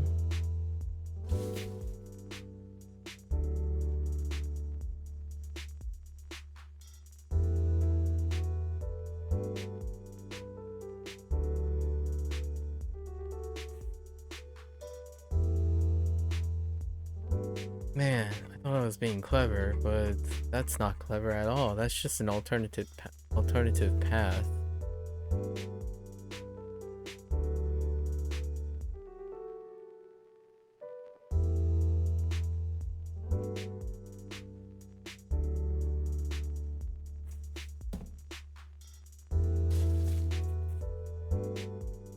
WTF? Hmm.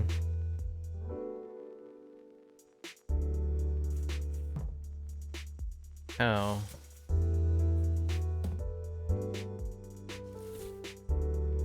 So it's definitely this, right?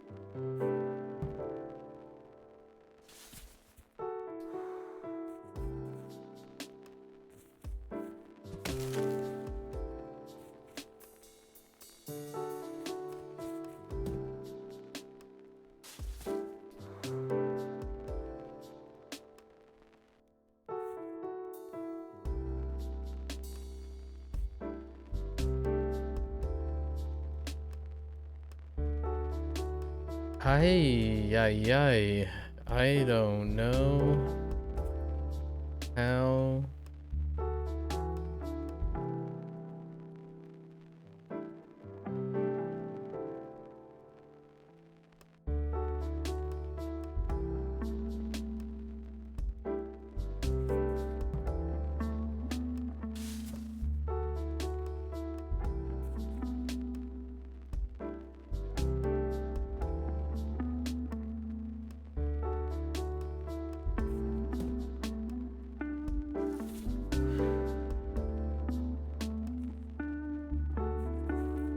Hmm. I think it might just be a bridge. Kinda looks like a bridge. –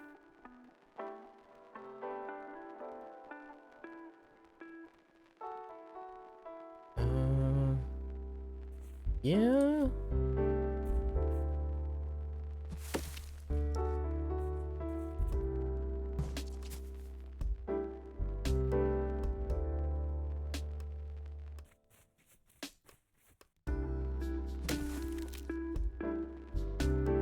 Wait, can I? Oh.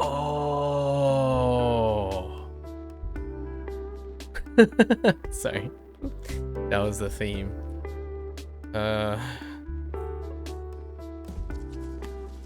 Wait.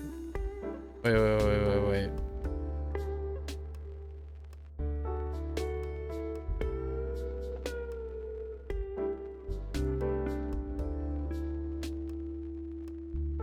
Wait. Oh, yeah, there we go. That land bridge onto the raft. Oof, that kind of blew my mind right there. That was very unintentional. Oh my gosh.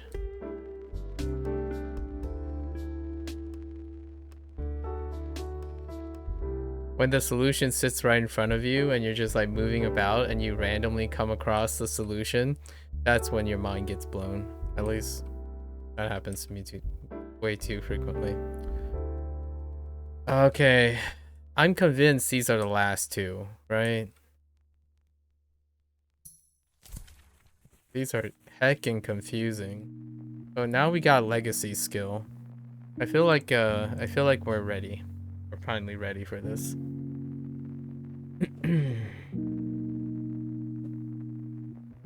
Maybe.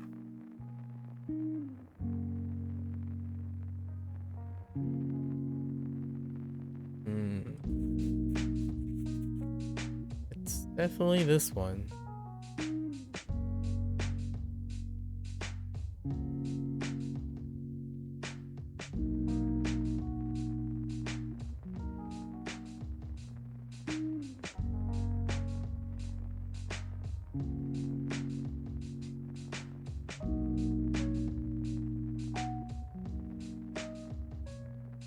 Man, these noodles are so savory.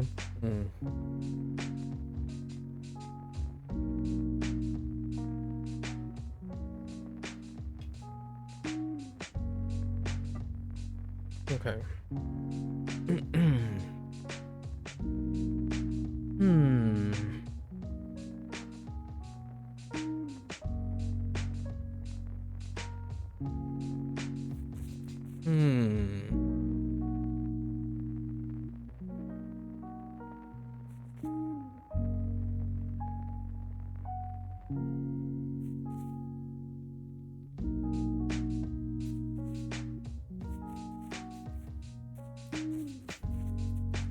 Can I loop around? I most certainly can.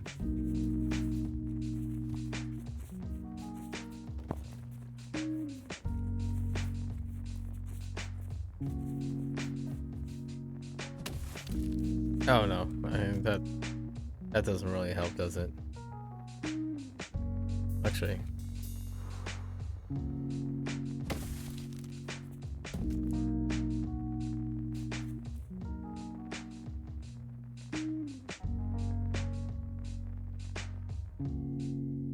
Oh. Oh, it's just this raft point. I already solved half of it. I think.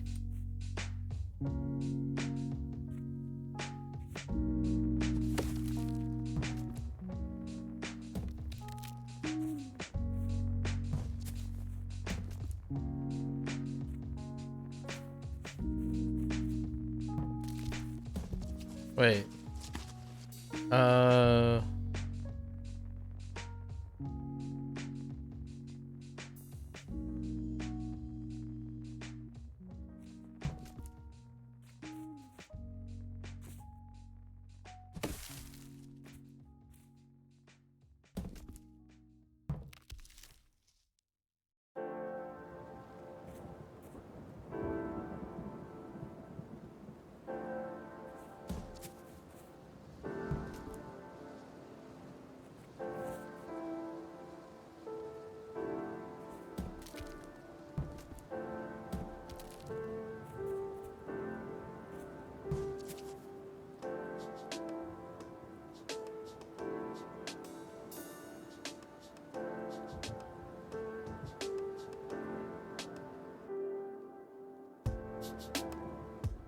Hmm.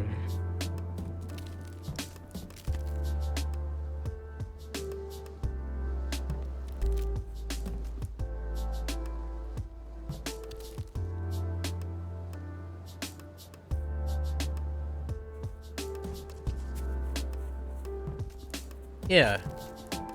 Yeah, we already saw half of it. Nice. Oh. Just kidding.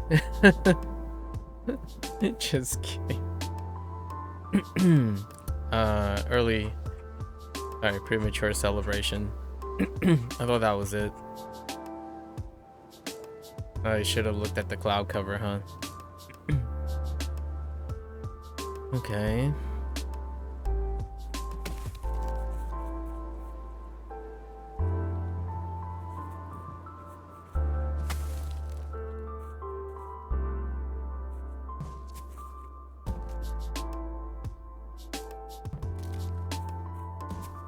That's not how that works. Oh, I got it. Just stopover islands, you know. No biggie. Just padding the security, you know. Just oh, it just straight up leads to that. Okay, so this is just a straight up snow buddy. Not too bad, I think.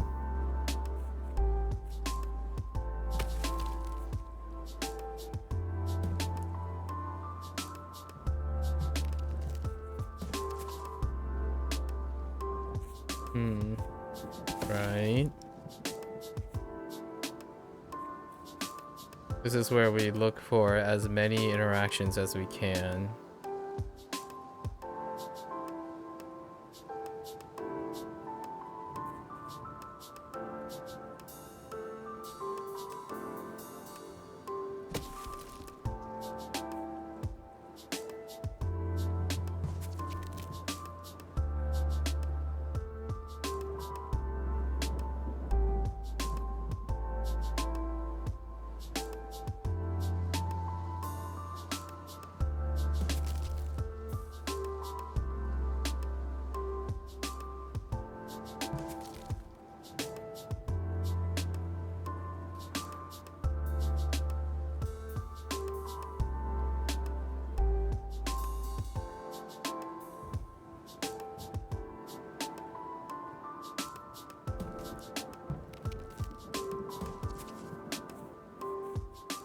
Right.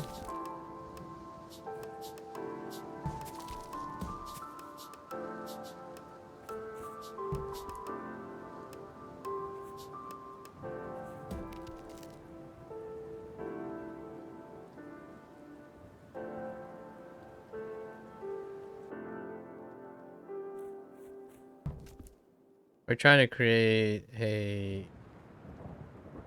I think I see it.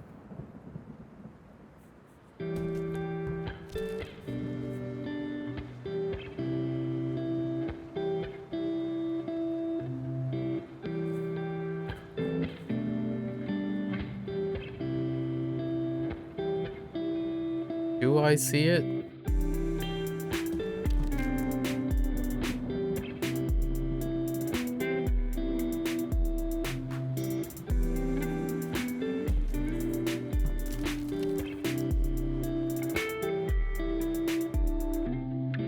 Oh. Of course I see it. No, I don't see it. Hold up.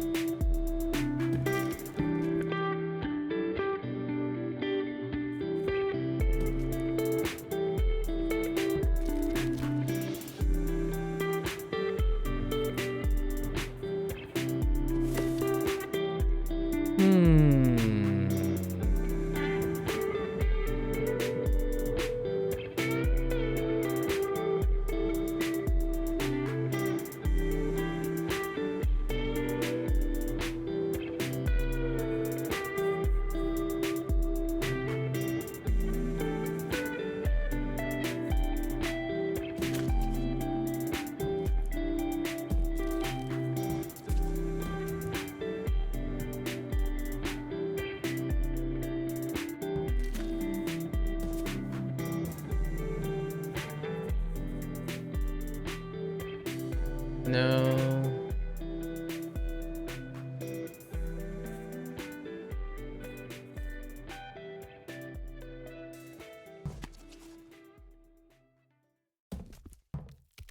Oh, right. Just kidding. I do see it. Wait, yeah. Okay.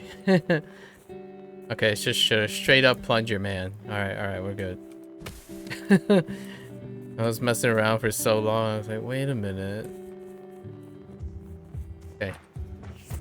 I feel like this is the last one. This has got to be the last one. Is this it? Is this the end of the long journey?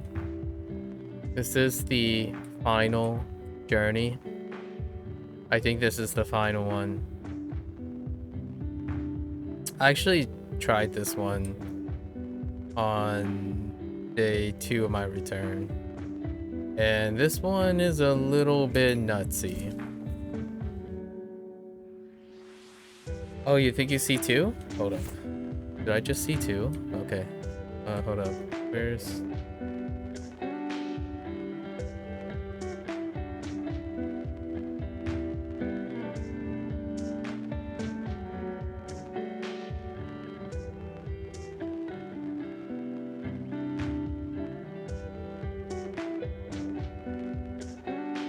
Let's scan.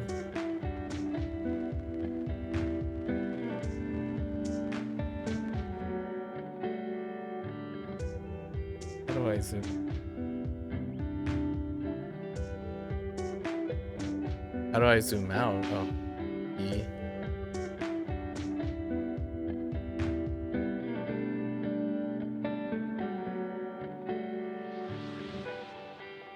Just scan everything, you know? Quickly scan everything. Oh, I mean, I see the area with clouds too. But there aren't any snow buddies there. They're just crossover stuff. Yeah. Clouds, we're looking at the hint. We're actually using the hint system, so... it's wherever... So I don't think there's anything there. Yeah. I don't think there's anything there. This might be the last one. Well, let's see.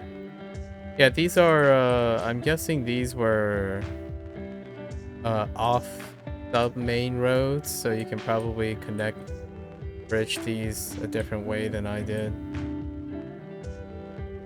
Alright. Let's find out. This one kind of threw me so hard. Alright. Gotta do with multiple rafts or something.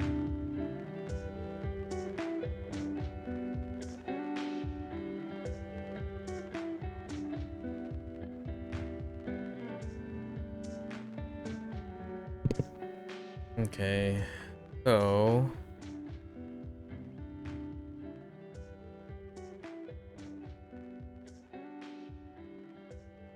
I don't think we start here, right?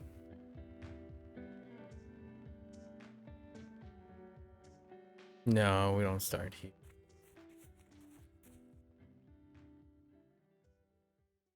Not here either. Get this.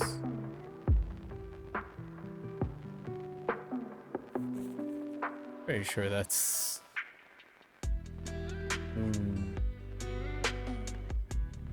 Yeah. Pretty sure this is...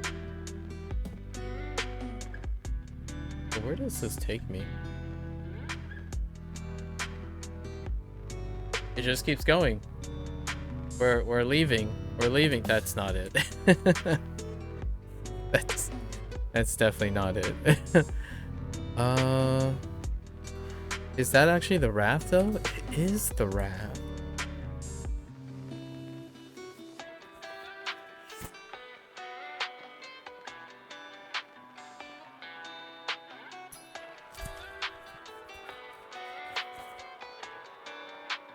All right.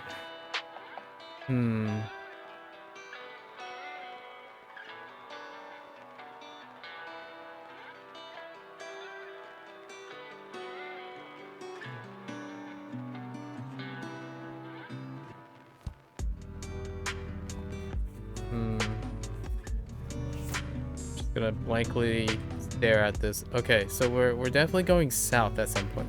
I see it though. The path.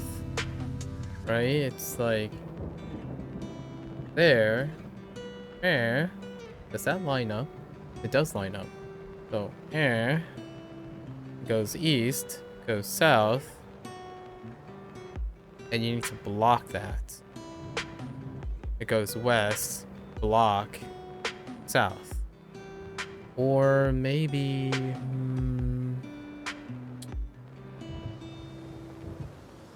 no.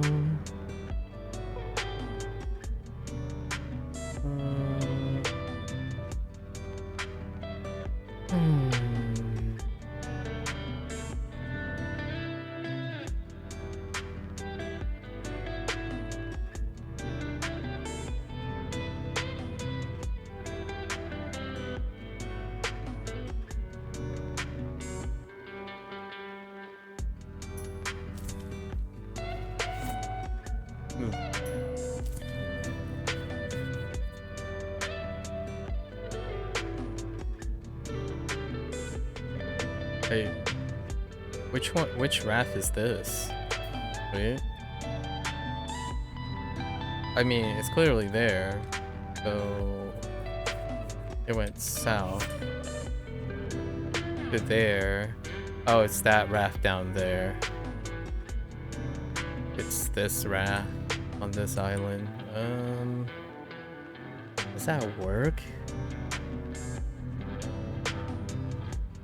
So if I remove that raft, it'll be the bottom left-hand corner.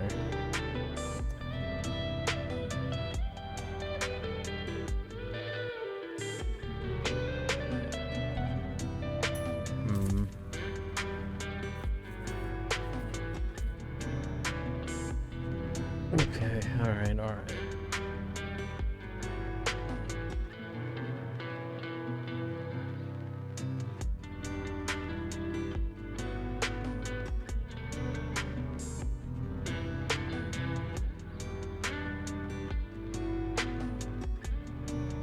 It's not this. It's definitely not this. So we don't start here. I'm trying to find where the starting position. Look over here. This is a raft for sure.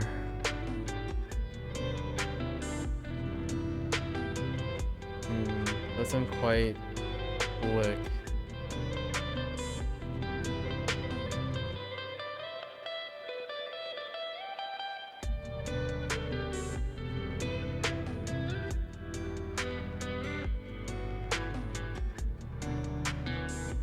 I think without a doubt, this is the, to me, this is the hardest one.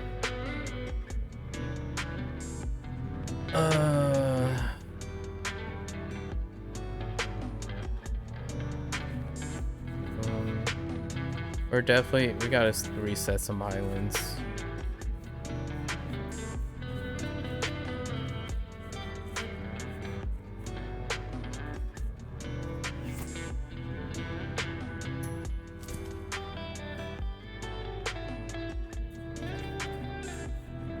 Probably, we might need to reset this one.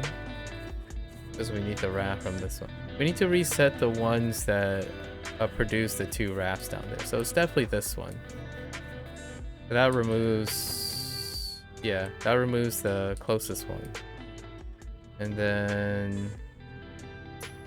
we might have to remove this one too, actually. Because we need this corner too. Right? Yeah. So this one needs to be reset. So those are the two rafts. Yeah. So we liberate the two rafts. Okay. And then we can start with this. Oh, I get it. Wait. Hold. Raft, left, right.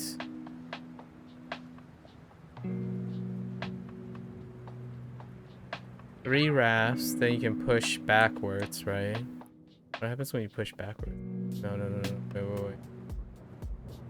Okay. So there are three rafts in this entire circuit. Oh! Yeah. Yeah, and then you can push down. Okay, okay, okay. I think I see it. We might as well do it. Because I don't want to visualize the whole thing in my head.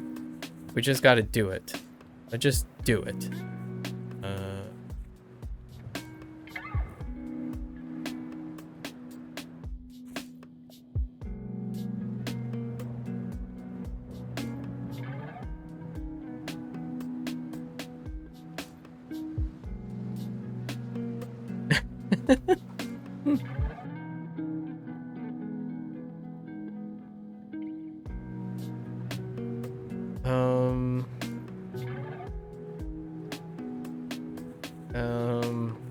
Hold up. I need to look at this again. Okay, okay, okay. Oops. Gotta zoom in a little. Alright, alright.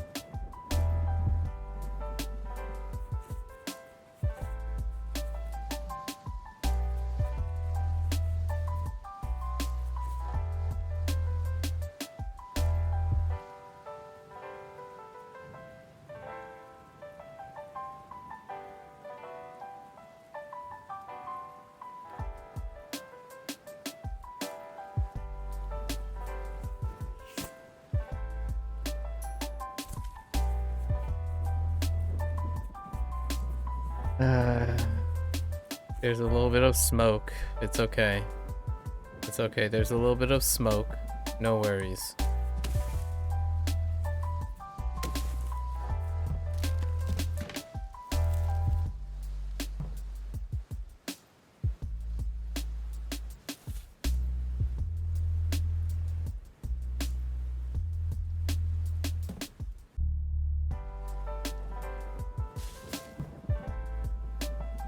Right.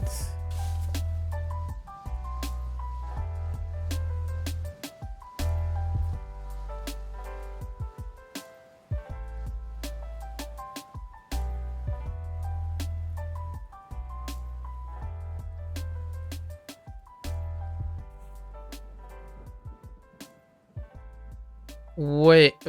Hmm.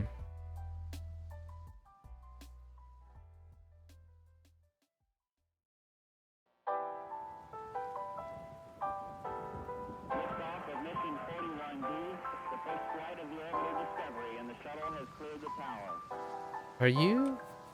Is this suggesting that I have to stretch 4 Ra? Oh, wait.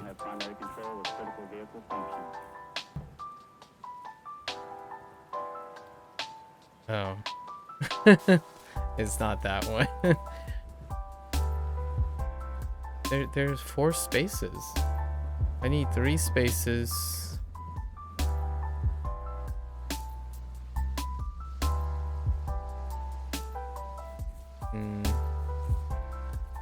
Okay.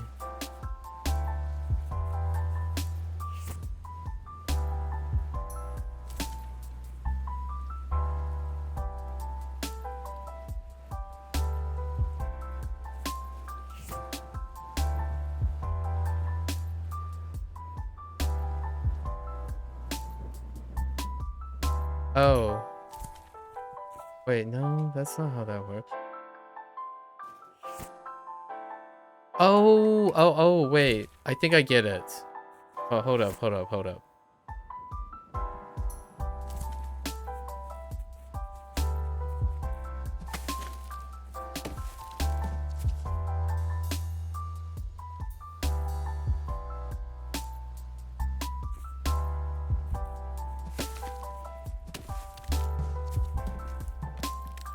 You ring around the rosy and you just keep staggering the rafts.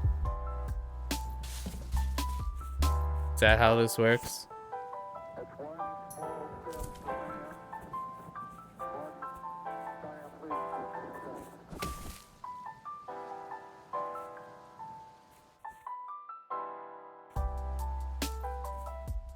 Okay.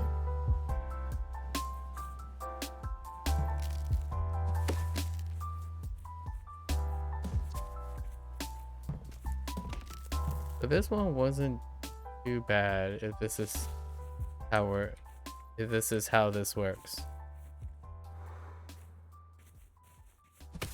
Yeah, it was very hard for me to visualize. It's really neat though. This one is really, really neat.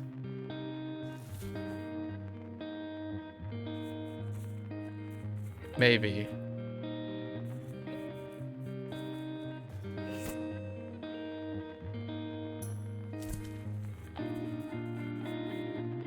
Yeah, this one's really neat. Not the most difficult, I would say. It was very difficult to see it. But it's super neat. This one's clever. This one's great. Yeah. Oh, wait. Oh, no. That's not the solution. I thought you're supposed to, like... Oh, no. That's not the solution. Okay. Alright, hold up. Hang on.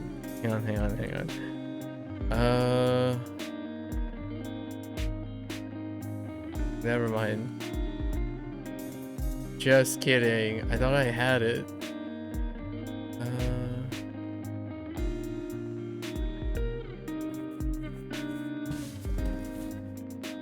Dang.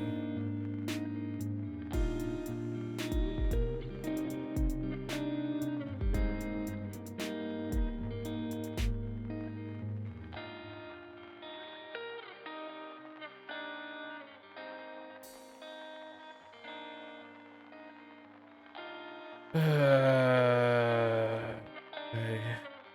Well,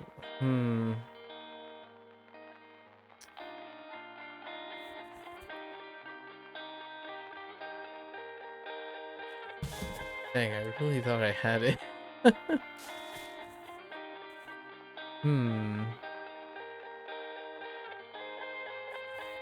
Alright, let's go back. Let's go back.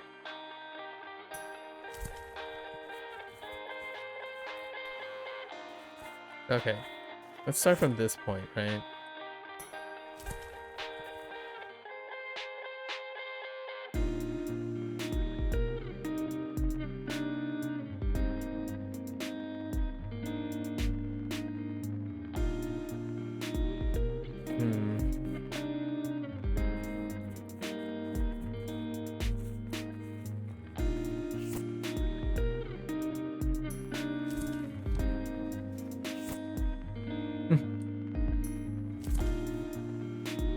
Okay.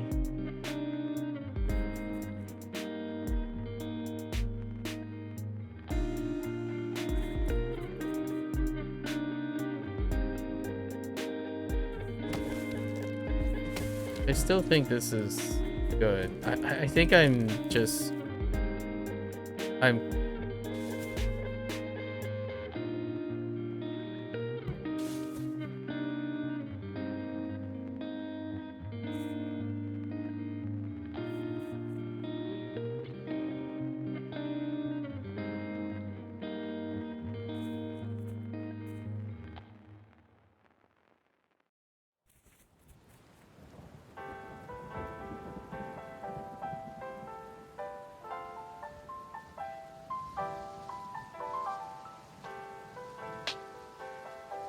right, wait.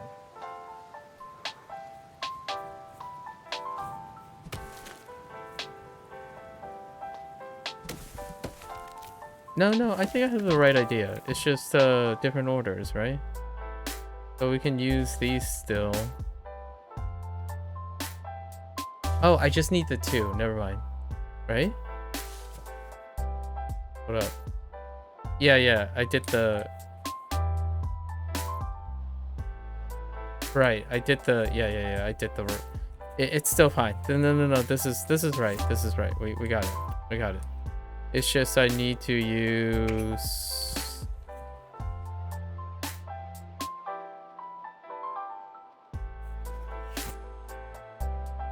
It's a different combination. Yeah. Order matters. Order matters. This is good. This is good. I see the solution. It's fine. It's still the same solution I had. It's just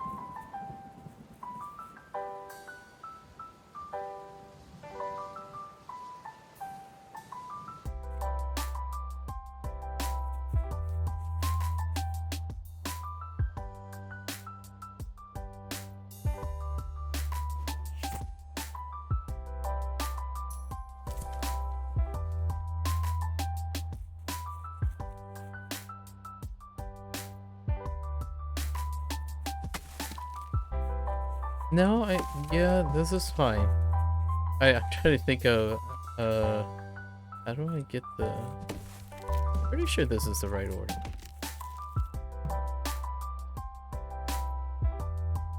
This is definitely the right order.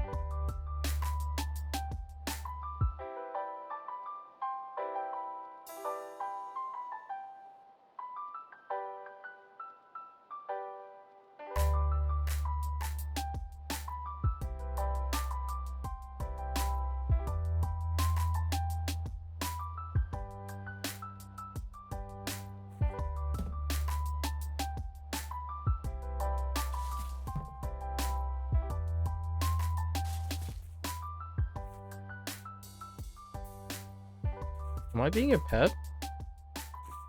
No. Yeah, so if I take the one away, I'm still stuck in the same place.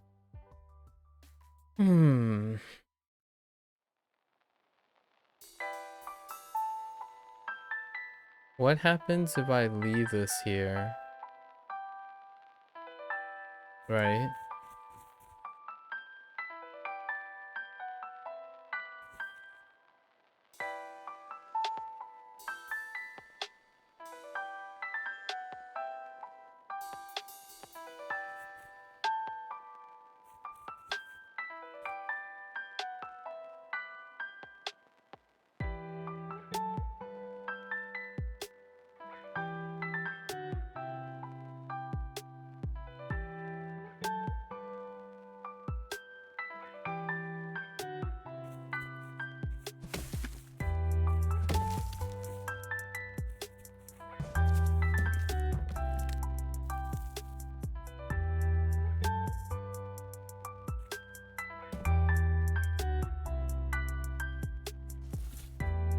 Wait a minute. Hold. I screwed up. What if the game the game is so bugged. Oh no. Oh no. What's happening? The game is bugged. What the heck just happened? That was a weird bug. Okay. So say I do this. That doesn't actually work.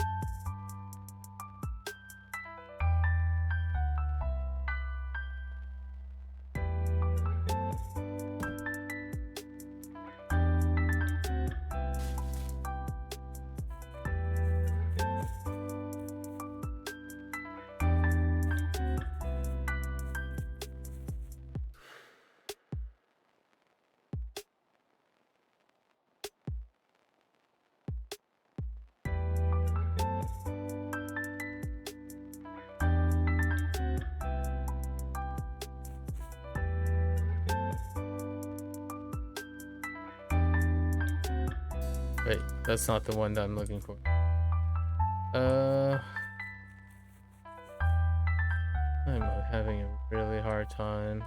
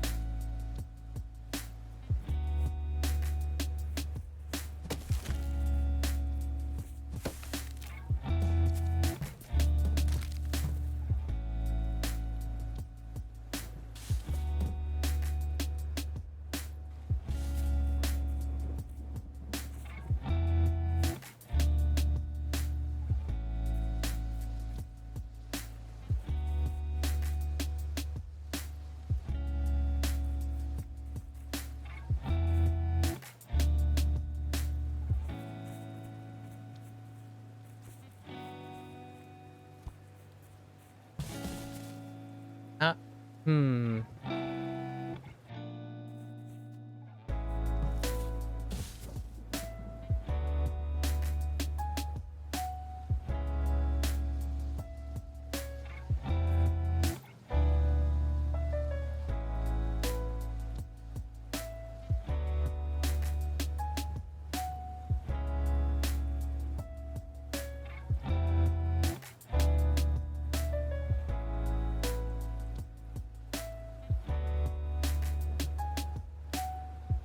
No.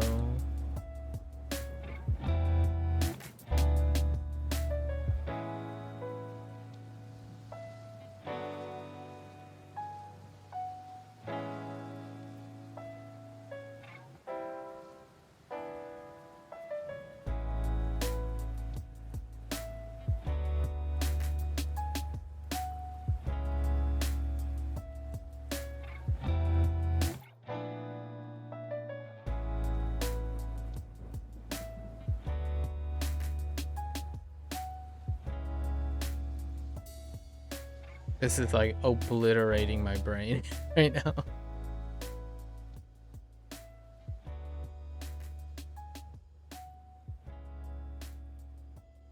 Okay, right. Right. Right.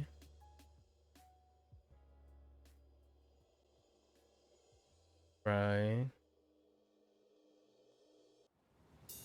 Right.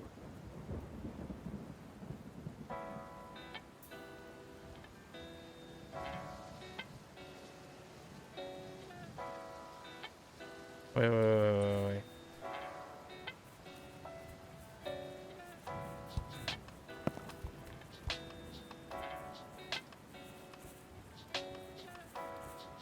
Oh, what? Oh. Post.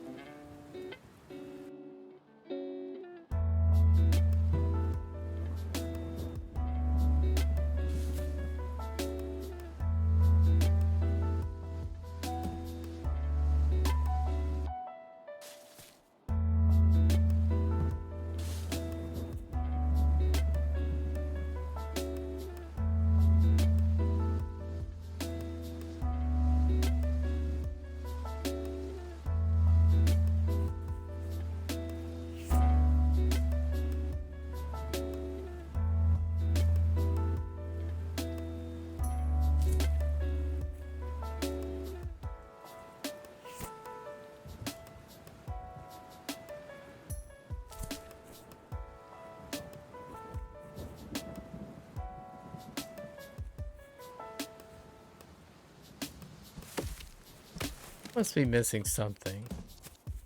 So this is fine, right?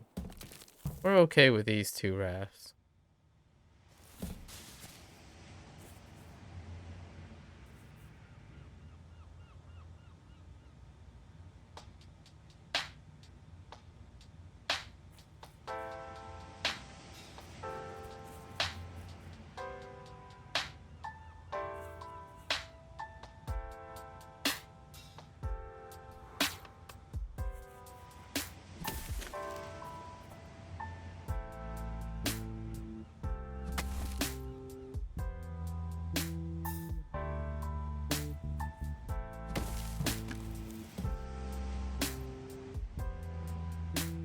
Right?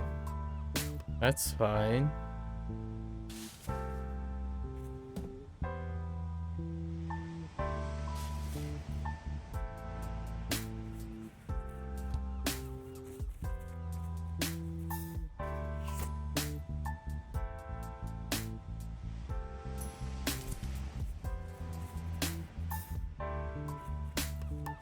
This is fine. It's gonna be so obvious when it clicks, but it's not right now.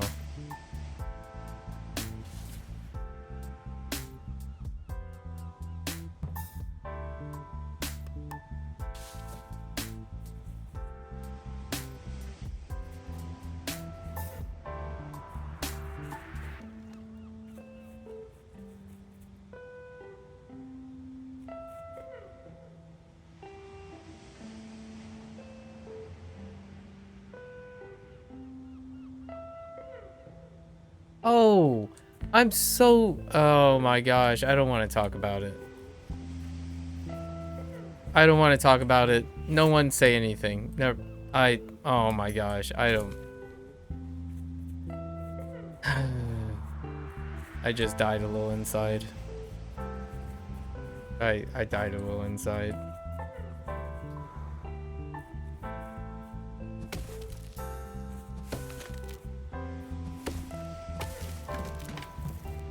For whatever reason, I didn't even see that, huh? Yeah.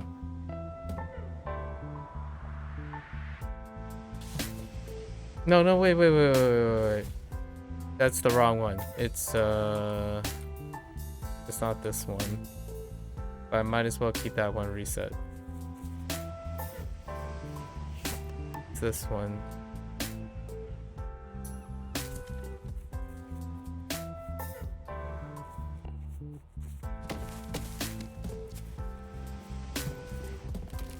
Right?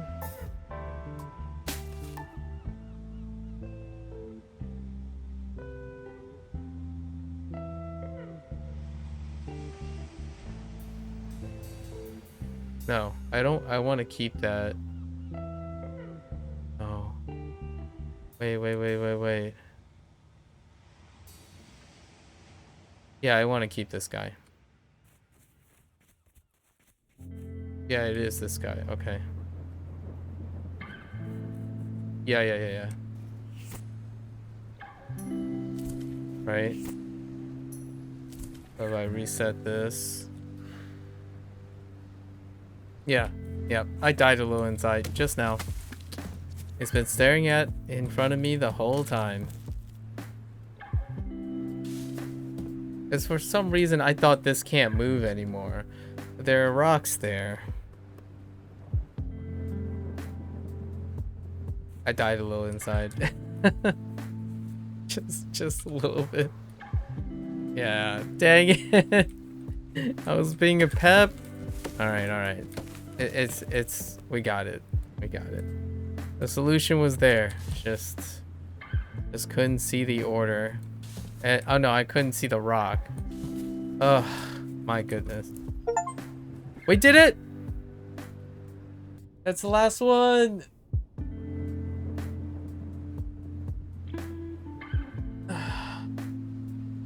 Yeah, I died a little inside. Oh, hey. You get a little hat. Oh my gosh.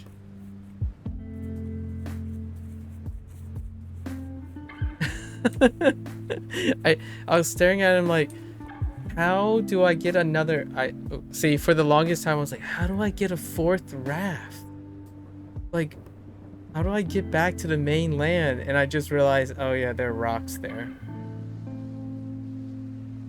It just didn't click. I was staring at it for at least 15 minutes. Holy heck. Alright, I'm gonna go to the bathroom and then we're gonna talk about this experience, right? Just, well, we'll do some closing remarks. There isn't too much closing remarks in here because this is a very tight experience. So, hold up. Let's go right here. I know there are still clouds fictitious. I'm not gonna do them. I mean, fine. Let's go do the clouds.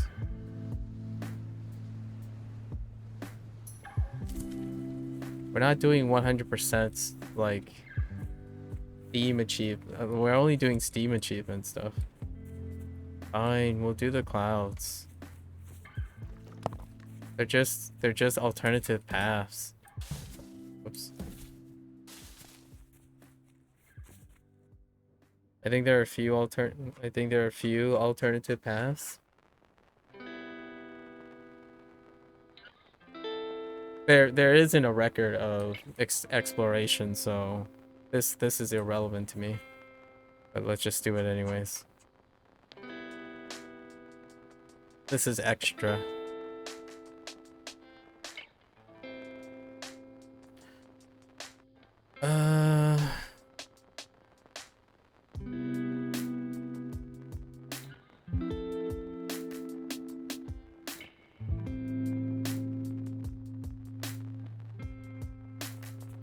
Okay.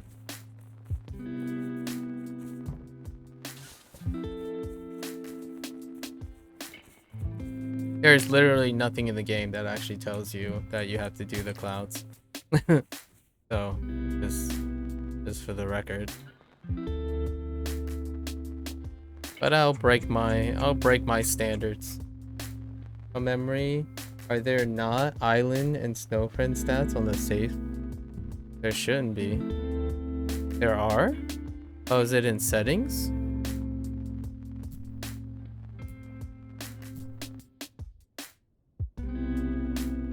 Is it under load? Oh. Yeah, here. Yeah, so there's no like record keeping. Like what I mean is it doesn't say 7023 out of however. So it is not a required task. So just saying. But we're gonna do it because kinda we'll break our standard. Just for just this once. Just this once. This is diminished return. It's a discipline thing, right? The reason why I stay sort of stringent to these things is because I believe in discipline. Doesn't look like this is the place, is it? I don't see a way to get on here from here.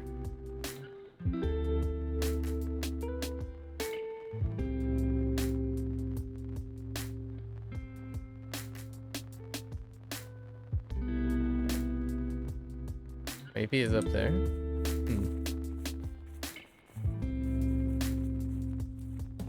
Maybe it's here. No, I don't see anything from here.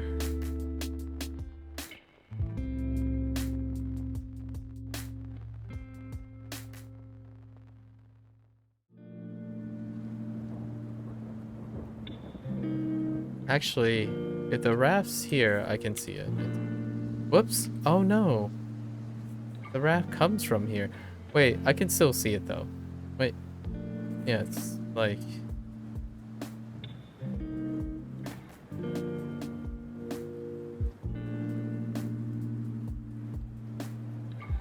Is there a snow friend here? I'm actually kind of curious. Oh, that snow friend. Oh, the reason I didn't use this island is because of the snow friend. Okay.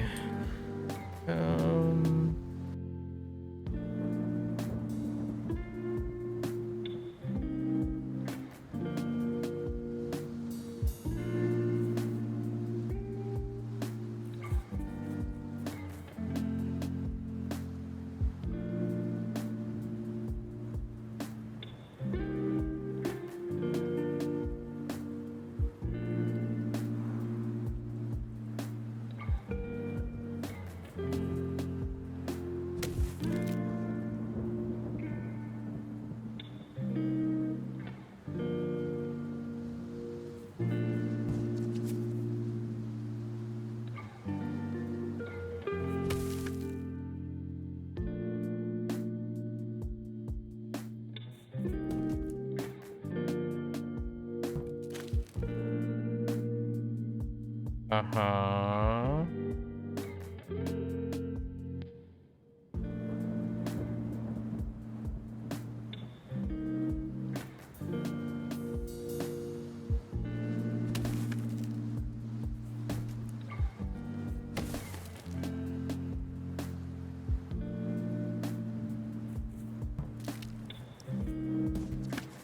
Okay. I guess we just make the raft, but sure. Does that count? Let's see. 724. All right. Let's go get the other. Let's go get the other clouds. The post. How do I get out of here? Wait. How did I even get here? Oh, it's up there.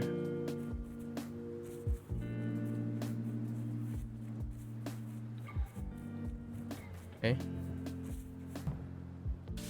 All right.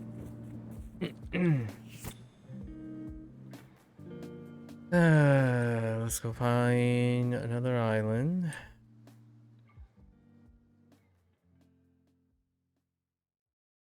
Here's one.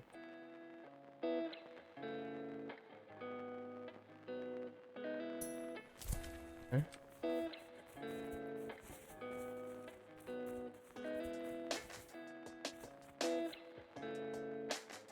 Yeah, I basically just stopped here intentionally because of No completion objectives. When I got here, I just turned around. Alright. I see it. I think I see it.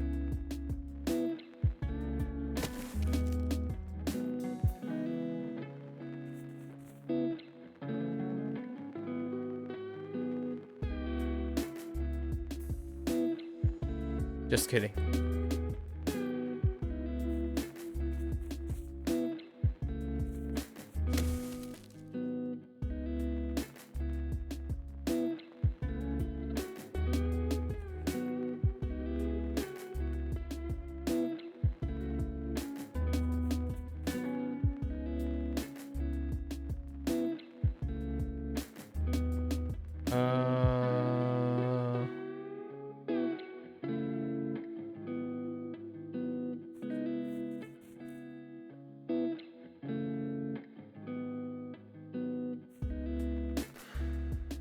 No, that's fine.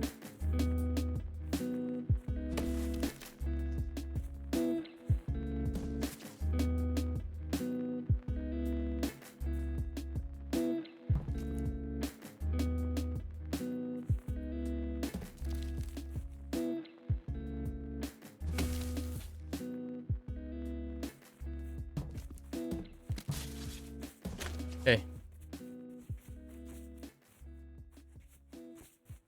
We're not connecting those islands.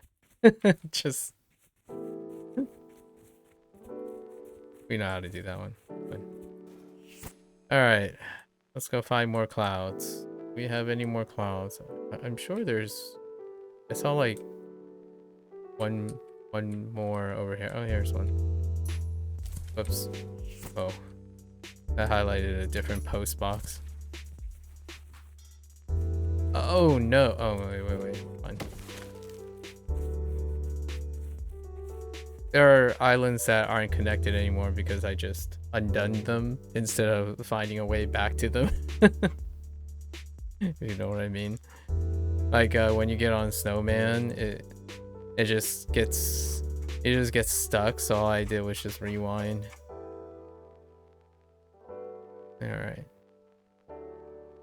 Going extra innings before I take a bathroom break. Okay.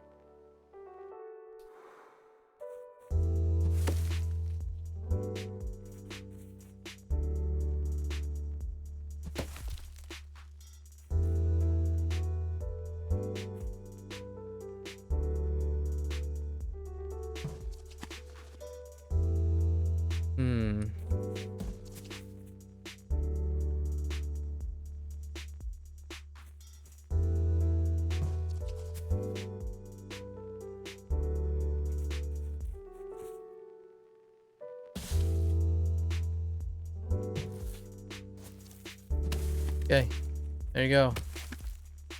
Alternative path. It's certainly a refreshing, or kind of refreshing, to see where you started. Like outside of the snow friend stuff. After you do the snow friend stuff, it's very refreshing how short and concise the other things are. Alright, fictitious Mr. Cloud guy. How many islands are there supposed to be in this? Is that it? Since there's no completion task for this, I don't know. Is it 726? I feel like it's 726. Okay, alright. There it is! 726! Okay, I gotta go to the bathroom. I really needed to go to the bathroom earlier. I'll come back for some closing remarks.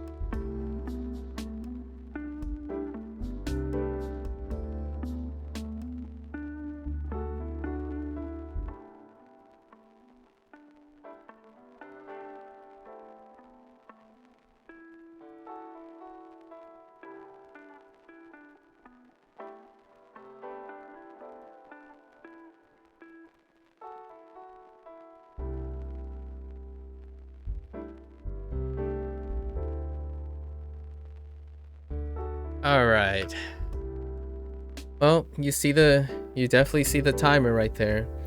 I believe that's 2 days, 2 days, 9 hours, and 20 minutes. 2 days being what? So 48. So 58 hours. We'll just say 58 hours. Wait, okay, 60 hours. Just to sum it up, right? What can we say about this game?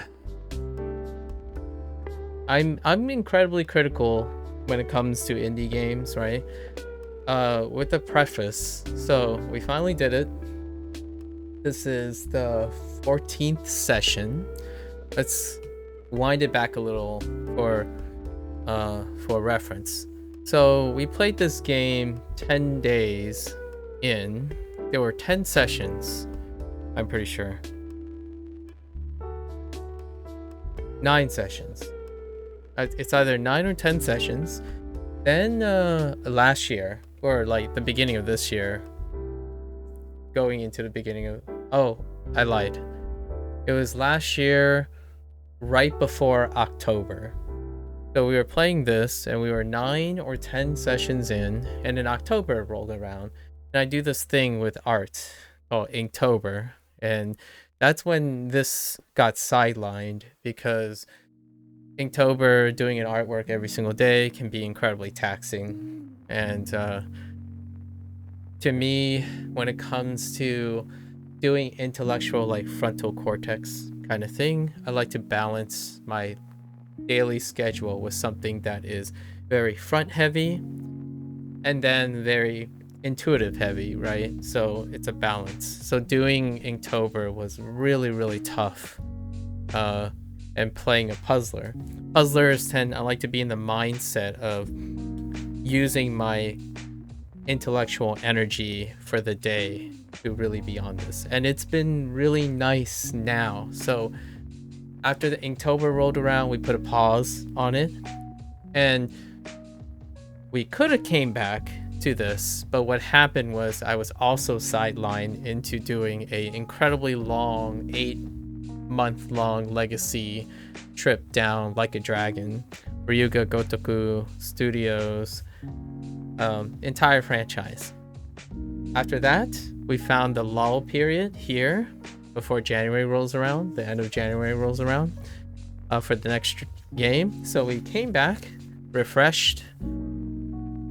It's gonna go into the strength presentation. So we're back 4 sessions later. We found all the snow buddies. At the time, I might have done 1 or 2 of the snow buddies before we stopped. So inherently, it was compartmentalized. We did all the main route stuff, then we paused. And then the almost 99% of the snow buddies were done when we returned. And that was very strategically agreed upon for myself, because I did believe that the game was designed in a wonderfully compartmentalized way that you can learn through the main route all the themes and basics and the knowledge checks, right? And the thing about knowledge checks in a game, generally knowledge checks sit well with me intellectually.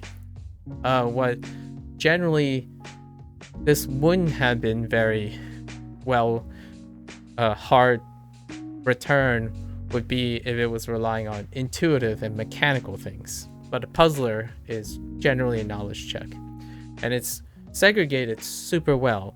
In fact, I would even argue that taking the time away from this game to synthesize all the ideas allowed me to detach myself from the hyper focusing, for better or for worse.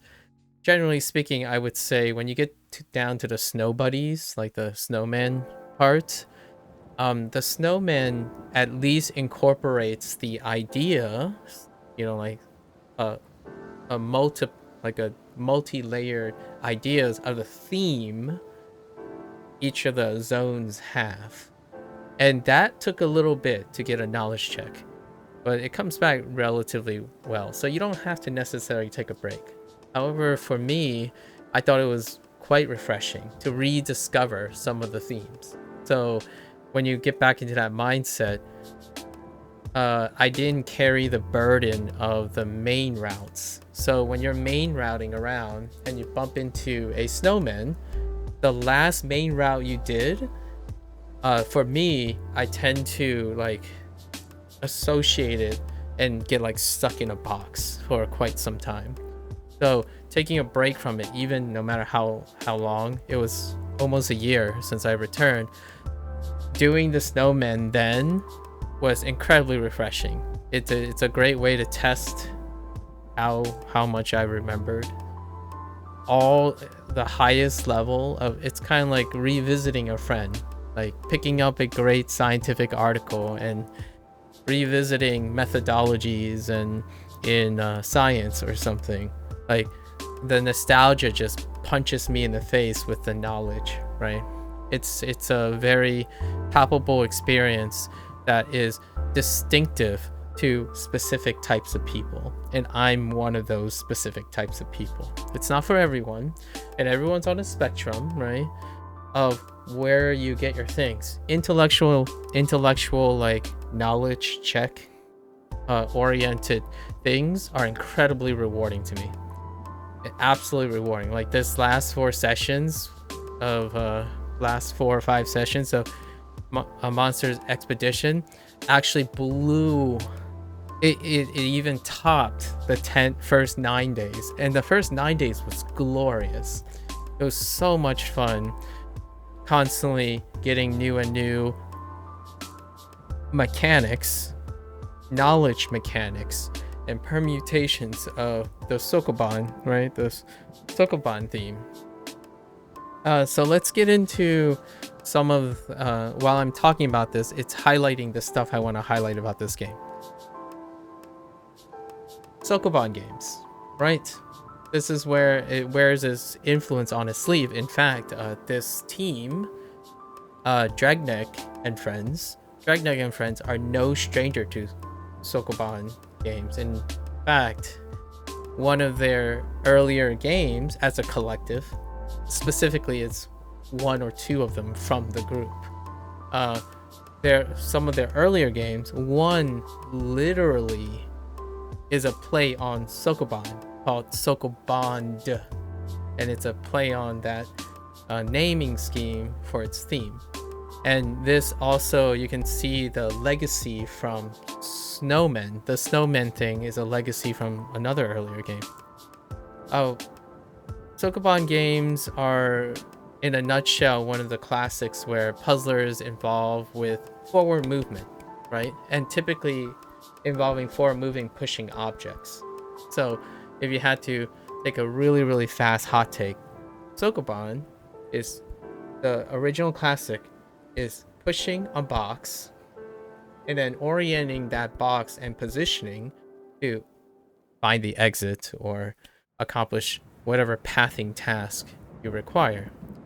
And that is, I'd say, way back in the, I forgot how long it's been. I think we'll attribute it to the 80s and the 90s, right? When times where you don't have your action games and your free perspective and your virtual cameras and your intuition and, like, you know, tugging on your lack of not necessary use of the frontal cortex. Basically, like, no imagination required. Games provide and give you the experience. Well, this is incredibly nostalgic because it takes you back, in my opinion. I'm 36 years old now, so I grew up in a time when games, even then, games require some level of abstraction. Games have to be abstract because the material, the technology, and the content made it incredibly difficult to truly create an intuitive environment that can literally and figuratively elucidate that feeling. Puzzlers were some of the main things. I mean, even before puzzlers went digital, there were, you know, carbon versions of puzzles. Get a piece of paper and pencil, draw yourself a grid. Actually, this cuts even deeper because when I was a kid, ups and downs and whatnot, but I was identified as, I'm gonna say a more appropriate terminology. I was, as a young kid, I was identified as a high functioning, at risk teenager. As in, I was one of those kids that are special, and we did most of these things. So in fact, this is a big deep cut to some of the common enrichments that younger high functioning people use to, I want to say it's to enrich the kids. The deep cut here is it's to occupy the kids.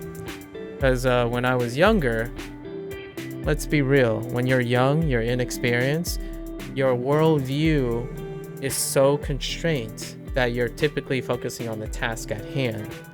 And the reason why I considered myself, the real truth about it is that I was a high risk, high functioning kid, is because things are dull and boring when you are not stimulated. Your neuronal stimulation is very minimized because the daily activities were more intuition. It was developing skills that inherently are already intuitive for me. Just things weren't intellectually stimulating. Where does this come in? Like, where does this relate to this type of game? Well, if you're someone who really feels tackle, you know, like just require that type of neural stimulation that I'm thinking, that I'm trying to express through a childhood anecdote, right? Anecdote. This is a game that I would say unconditionally is highly recommended. It is incredibly highly recommended. And the way it's structured, so let's go over the facts about this. These are the objective things about this game that is unquestionable. Lots and lots of islands. Tackled the Sokoban theme in every possible way, like unimaginably how many ways they can tackle it. It's not comprehensive, obviously, because there are other themes that involve that can be layered on top. We have games that use semantics or syntax, like Baba Ends With You would be one that uses syntax, right? Like changing up the syntax of the pushing stuff. Or there's recursion, which is when you have a puzzle within a puzzle within a puzzle that interacts in different, you know, space and time. There are still more ways that you can do simple tasks and still be doing the Sokoban thing. And we have other more mainstream puzzles, right, that throws in story, theme, or mixed perspective, right? Because this perspective is locked into the top-down view, or the 4 cardinal directions. But Sokoban games can be 3-dimensional, 4-dimensional. So in this way, to me, what I'm saying is this game represents the quintessential, like, it balances between simplicity, restriction of freedom of the degree of freedom, and balances it with complexity. So it is so elegantly simple that even if logic fails, it's clever enough and casual forward enough that trial and error can lead to the development of logical systems. And my story about being a kid and how this reminds me of when I was young and I was, you know, I went to my special ed gifted program, you know, enrichment thing. We play games. We played like Rummy Cube, I think, and then 24. All those things, what they do is they keep changing the order of operation. So you've done tasks before, like, I don't know, 4 plus 3 is 7. Or is it 3 plus 4 is 7? And then eventually, when you get to more complex stuff, order matters, right? And Sokoban games introduce that. And this game does it in an incredibly clever, almost, for an intellectual person, it could be uncomfortably restrictive. At the same time, if you're someone that's an intellectual and you've been gone so conditioned and used to the degree of freedom that many other games now have, so that there's a lot of routes to success, and it allows you not to be able to comprehensively, like, get all the islands, get all the snowmen, or get them all in the kind of similar way. This game takes you back to the simpler times, the ones which I really love, because what you're actually seeing is you're seeing the developers' solutions. You're seeing the developers' intent.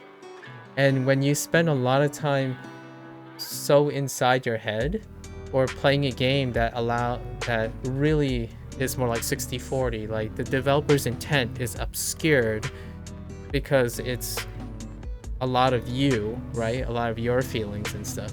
This game really challenges you to not do that. And that's kind of what kept me at a young age from boiling over with boredom, right? Because what can stimulate someone who is intellectually minded is that you have to challenge them with a forced perspective, not the cinema technique, but it's kind of related to cinema technique.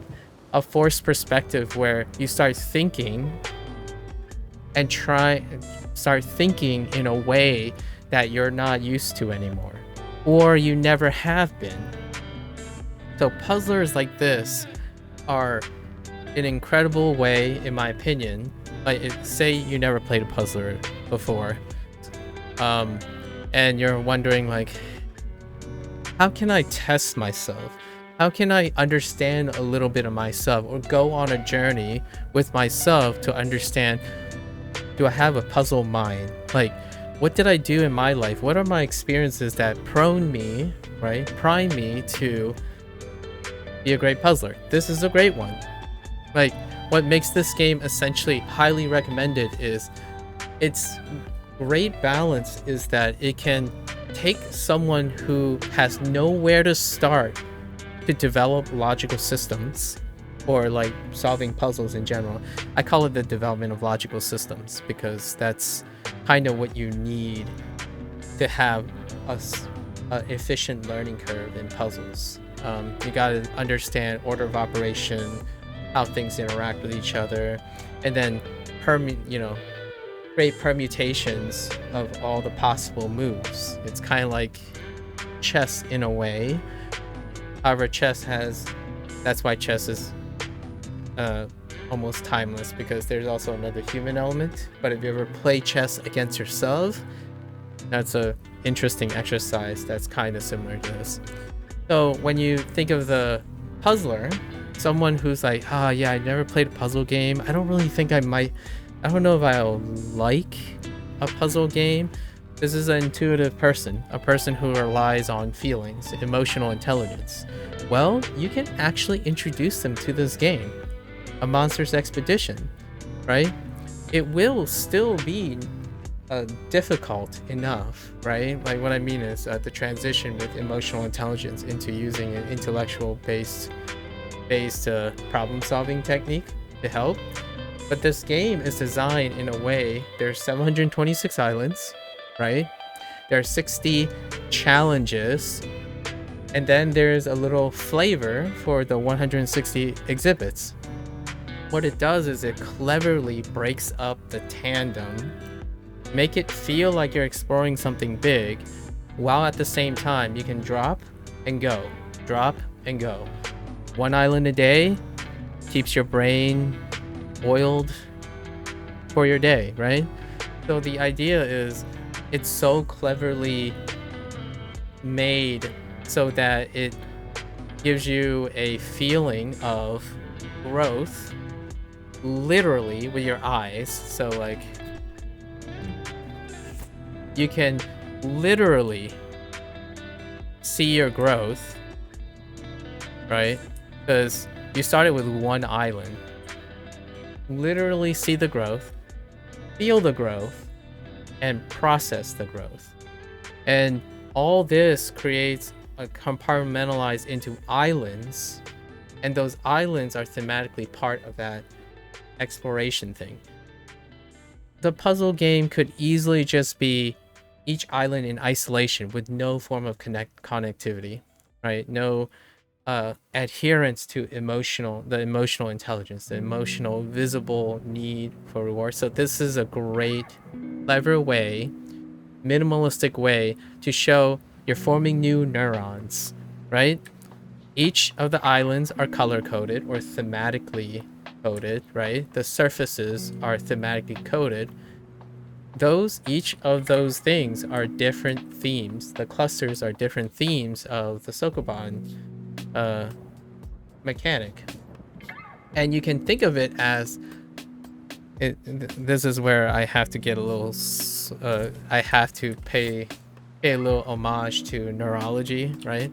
You can even imagine this is almost figuratively and metaphorically kind of like how your neurons work. When you develop a new logical systems, like a new idea and associate it with something, you're creating new connections, right? And this map metaphorically, literally, I don't even, like, all of the above show you that you're legitimately forming connections. Islands form connections like the neurons in your brain, right? Our neurons are fluid. How the neuronal connections grow, get pruned, get changed around. That's kind of how we store memories and understand like critical thinking and skill building in general. So this is so poetic. Like, so in a way, to me, it's clever in both a pragmatic way, a lucrative way, a pragmatic resource way, and it's also emotionally intelligent design, because it allows you to feel like you're accumulating something visually, and at the same time it compartmentalizes all of it so you can stop and go. And by the way, like a lot of these clever indie puzzler games, it's available on your mobile platform, so you can do a little bit of enrichment and logic practice, because it's kind of humorous that I'm throwing this word logic around. However, it's an incredibly misunderstood process in puzzles, right? A lot of times, I'm going to do a slight digression that I usually bring up when it comes to puzzles. Puzzles are incredibly wonderful and satisfying and possibly an enriching educational tool is because they're designed incredibly logically. That, however, is often misunderstood as intuition. Yes, puzzles can be intuitive. However, the ones that you garner the most enrichment for are ones that weren't originally intuitive. They are logical, and logic helps you discover and create intuition. The vast majority of games, when there's a puzzle game and the first thing you think is, this is really hard because it's not logical, quote unquote not logical, typically most people are talking about how they're not intuitive. Well, puzzle games break that wall all the time, and this game most definitely will break your intuition. Sokoban games break intuition all the time. For example, the first thought would be like, man, why can't I just like step up on this rock and pull this over? Well, I mean, the rules are you can only push. You can't pull or lift, right? They're not intuitive. They're very logical if you know what the rules are. So why is that important to mention? It helps intuitive people and emotionally intelligent people who play lots of games that aren't puzzlers develop the skills and a different force perspective to enrich their skill building. In my opinion, this is a really, really fun, but potentially also unfun. It's a very emotional roller coaster ride, right? But it is an interactive alternative way to kind of enrich your life, like enrich your skill building. It's a skill that I would say the vast majority of people lack, or what I mean by lack is that it's it's under practiced, it's undervalued, and it's not necessary, by the way. So I don't want to make it sound like, oh, if you're not a logical person and you don't play Sokoban games and you haven't played a Monster Expedition, you're dumb or something. That's not what I'm implying. I want to make that clear. It's absolutely not necessary. However, if you're up to the challenge and you have some time, right? It's so dumb. So if you have some time playing one island, and here's another facts, right? Let's bring in another facts of a Monster Expedition. The main route, when you cross the main route, so when you get from your starting position, which is somewhere here, right here, and you make it to the boat, you know, the boat up here in the middle of the screen, that is, to me, they designed it in a way that that's the 80 percentile mark. So I know I don't know, most people who play games and stuff think about the 80-20 econ thing, but generally my rule of thumb in terms of like intellectual skill building, not emotional skill building, but intellectual skill building, which is the thing where it requires abstraction to take an abstract idea and be able to apply it with enough proficiency to other things. I usually go by the 80-20, which is when you finish this game, the puzzler, and if you leave the extra stuff there, which is the snow friends, right? The snowmen, are you competent enough within the 80th percentile for completing it? And I feel this game did just that. It's incredible that this developer, I don't know if it was an intent or not, but decided, and I believe they decided because it's in the design, it's so quite obvious, they decided that the cutoff is to only integrate like 2 degrees of freedom max. So maybe an interaction point between 2 mechanics in the Sokoban thing in order to cross the finish line, the ceremonious finish line of exiting this game. And that to me is an exercise in discipline and understanding where's the line for people to complete this game. And it is set slightly high because I feel like they're very optimistic about their design that encourages people to cross the finish line. And then at that next 20 percentile with the snowmen, which integrates, I would say it typically integrates 3 degrees of freedom, if not 4. Some of them, maybe 1 or 2 had 4.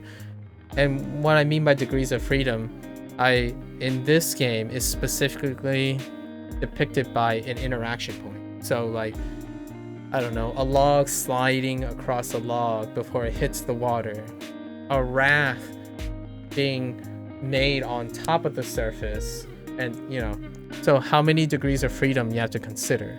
And they picked a really elegant one, and at least just 2, if not just 1 really, And each of the zones, right, you can see clearly, even visibly, each of the zones integrate 1 or 2 degrees of freedom. That allows someone to naturally form logical intuition, right?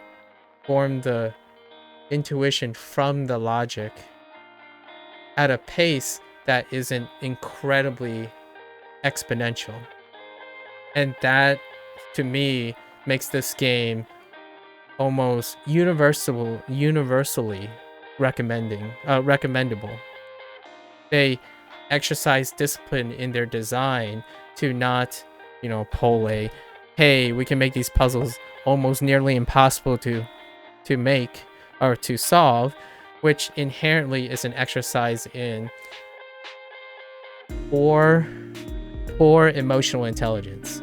For example, if you walk into a professor class, right, a master class, and that master class was more like a exercise in jargon and semantics from someone who clearly don't understand how to teach, right, or how to instruct. It's not like they're doing it intentionally. It's just the intent was, oh, this is a specialized place where you have to be in the 99th percentile in order to understand it.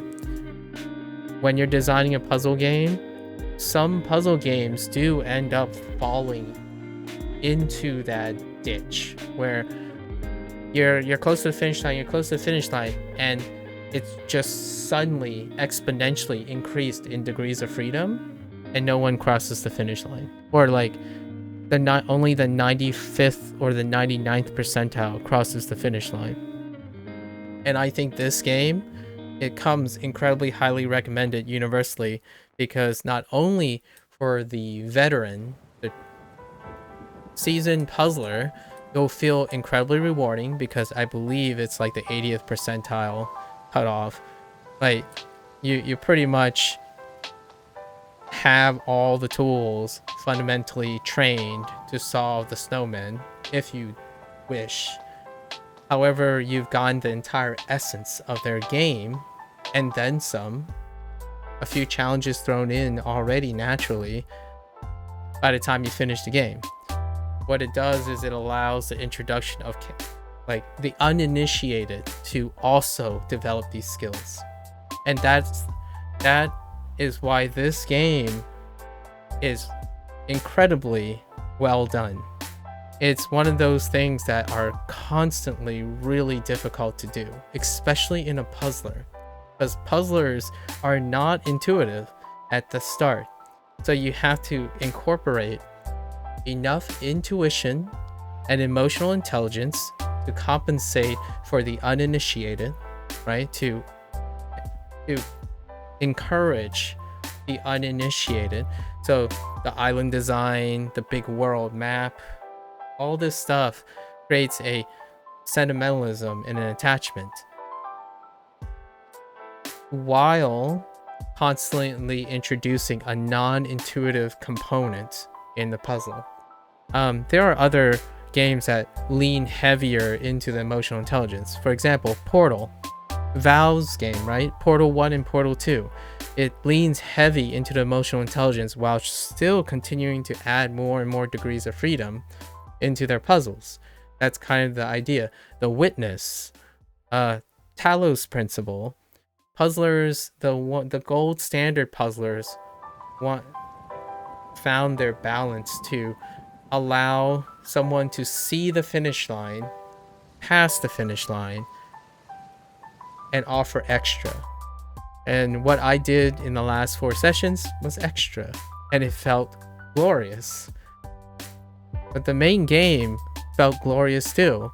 So what detracts from that is a lot of players, sure, they will stop, but they will feel rewarded, right?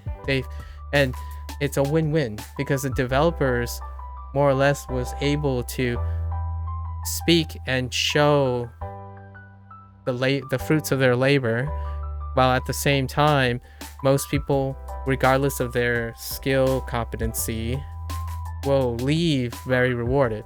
In fact, I would even argue people might not even get to the boat, and still feel rewarded, because you can do a whole theme that clicks, stop, maybe come back and do another whole theme. It's cleverly compartmentalized. All the top puzzle games that I can think of that I recommend over my past history do the same thing.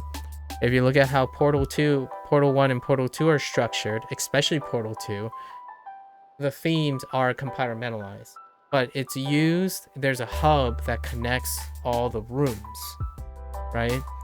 So these are puzzlers that go the extra yard, in my opinion. One big disclaimer though, I'm probably gonna say that with every puzzler moving forward, because generally how I come across the puzzles is I'm not solicited for these games. I voluntarily choose these games. So all these comments are things that I'm looking for in a puzzler. Do I get an early impression of all the things I talk about? And by the end of the game, I either notice that some of them fell by the wayside or not. But what happens is this game checked all the boxes. There are a few slight things that I'll talk about soon that are potential shortcomings, or what I mean by shortcomings, I mean they just didn't make it, or maybe it's production or cost. More on that in a bit. One last thing is the British humor. This is a game that wears its influence on British humor, and that also leads to one of the shortcomings. But the exhibits, wonderful little take on it's another thing that intellectually minded, even kids or people of all ages, can appreciate, but not necessarily those who are entirely reliant on their intuition and their emotional intelligence. So what I'm saying is there's a cleverness about this type of British humor, and it really, really panders to me. Is the idea is they're forced perspective humors. When I was in the gifted program, so going back, a common enrichment is also doing forced perspective with syntax, like semantic knowledge. So what I'm saying is a good example is a story with holes, or a pun. Pun is the most elementary and rudimentary, example of approachable intellectual humor. So what I mean is, in order to understand a pun, you need to understand the semantics, right? Otherwise, there will be a knowledge check. So there's a lot of humor that's relied on that. And one of the type of humor is forced perspective. So how that's brilliant in this game, absolutely brilliant, is because this puzzler is forced perspective. It's forced perspective based on the Sokoban genre, and its humor complements that. So when you go to an exhibit, right, it'd be, say, a TV. Well, if you're an uninitiated person, like someone who's new to Sokoban games, what do you think a TV might be? And what they did was they did a theme take on monsters, as in, what if you're not human and you looked at specific objects, and what you're intellectually attempting to do is create a forced perspective using creativity, and that creativity leads to humor. So they exercise their humor by inaccurately or inappropriately creating puns and different types of perspective on everyday objects, and that's so cleverly interwoven into a puzzle game.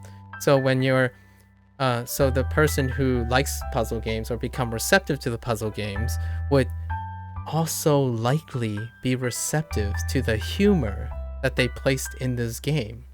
It's incredibly clever. I don't know if they intended that. It might be like a whole feel thing, right? We like this type of puzzle game, and they pre-selected themselves for that type of humor. But generally speaking, when people are intellectually forward, they are also intellectually forward in terms of semantics. So it's not slapstick comedy. It's not, I punch someone in the butt. I punched someone in the balls and that's funny. Or someone flipped and slipped on the like that is intuition. That is very emotional forward. It's emotional intelligence humor, right? Or like, you know, that's so embarrassing kind of thing, or like cringy, that kind of, those humor elicits the other component. And they did not go that route, which is fantastic, because the type of humor they decided to employ and how it was like punctuated around the place to create like a varied experience, it's incredibly clever. It's absolutely brilliant how they did it. So what do you have as the objective summary, right? You have lots of islands, wonderfully compartmentalized, a very modest requirement of degree of freedom, casual forward and veteran forward, wonderful presentation, and in a minimalistic design that's compartmentalized for a drop and go session, right? And it's mobile friendly. It's like all platform friendly. And we're not talking about the usual stuff like, oh, is it graphically demanding and stuff. No, we're talking about the design philosophy itself is all platform friendly. As in, if you go to a mobile person, like go to a mobile gamer, which you play this game, it has the qualities and design that fits the behavior of someone who likes to play mobile games, as well as someone who wants to sit here like myself and make my brain fry for 5 hours in front of a desktop. So it's multifaceted. We're not talking, you know, just to make sure that statement is not about the usual surface level stuff where like, oh, this game doesn't look like GTA 6 or something like that, and it can't run on a smartphone. Those are very pragmatic and superficial things that, yeah, you can check them off. But we're talking about how this game was designed with the person in mind, the potential person to buy and play their game. It is still unfortunate. One of the downsides of puzzlers is the player pool is still fairly small. Like it doesn't go, it requires a intellectual investment. And even when I have this glowing perspective of this game, it's not like making millions or billions of copies, right? Because we have to contextualize this stuff. It is a gold standard, in my opinion. This game is a gold standard in a specific type of puzzle game. Because it's a specific type of puzzle game, the barrier, they try lowering the barrier as much as they can, which led to their success, relatively speaking. However, the mainstream, the vast majority of gamers are largely emotionally compromised coping escapisms, right? Escapists from reality. And typically that type of pre-selection psychology is someone who is more emotionally forward. They want to be taken for a very cathartic and exciting emotional ride. And this is not that. Puzzlers inherently don't do that. They tasks you and challenge you to do something. It's kind of one of the most counterintuitive and oxymoronic things or paradoxical things about the human perception of video games. Like, for example, the most challenging games that are perceived in the mainstream are the least intellectually challenging things you could do, right? Like, I talked about this digression all the time where someone's like, oh, I always use FromSoft, sorry. So, because FromSoft is the one that is attached to difficult. You know, those players like, oh yeah, this game is so difficult, you need to do this and this and that, and it's like, you can do it, and you even did it even better than ever, right? You can do all these things, then it's not difficult. The most difficult things are the things you don't approach. So anything that's not popular is inherently more difficult. So if you're like an edgelord going around, well, and you're still happy, that is a challenge taker. I mean, I'm kind of edgelordy, but I just spent the last 8 years playing like a dragon, so I bounce back and forth. It's not sustainable to be someone who really actually loves challenges. Like, if you're psychologically and if you're psychologically and intellectually inclined to be aware of what is considered difficult, you'll come to realize, in my opinion, most humans come to realize at some point it becomes non-sustainable. So if you're going around playing 600 hours of Souls games and then constantly coming back, it's not difficult. That game is not difficult. This is. If it keeps forcing you to drop it, but they designed it in a way to make you come back, but it's constantly stopping you, that's difficult. It's not recommended either. I wouldn't go around and say that I'm a guy who like want to pick up 6 years worth of non-intuitive puzzlers so that I spend my entire life doing that. Dude, it gets really exhausting. Difficult things are incredibly exhausting in more ways than just I'm really tired, I should go to bed, or I'm really angry. You know, intellectual challenges are a component that not necessarily bound by emotions. So the puzzler, no matter how angry or sad, or there's no design that is making you offsetting like, hey, I'm sorry you're sad, but this puzzle isn't going to change because you're sad. This puzzle isn't with some strings attached. I still believe in the placebo effect. So I already described that when I came back in the second session, my mind was very healthy, you know. But the thing is, the difficulty, the dynamics of the game isn't designed to get any easier or any harder, which is what most mainstream games do in order to compensate for their difficulty. Puzzle games does not have that. It is the most raw form of this was it. So if you're stuck on a snow friend, it is only you that can use a resource that lowers its difficulty, and that's still fine. You'll still learn from having outside sources. Like one game I would say is Fez. Fez has a thing in it that needed the collaboration. So like that's what I mean by the deep end, like the pit. Puzzle games can always stack more degrees of freedom until it's nearly improbable for a single person to solve. A Monster's Expedition is not that game, and that is amazing. That is a brilliant exercise of discipline. So this game is incredibly highly recommended. And then now, you know, I've integrated my closing remarks with, usually I try to compartmentalize what other people would think. They're veterans and stuff, and then my personal feelings, but it kind of all lumped together. Because like my personal anecdote is that I was a kid who was high functioning, and this is what I did for fun. Like this is the thing that kept me from be endangering myself from the scariest thing, which I had a digression about, by the way, is the danger of boredom, right?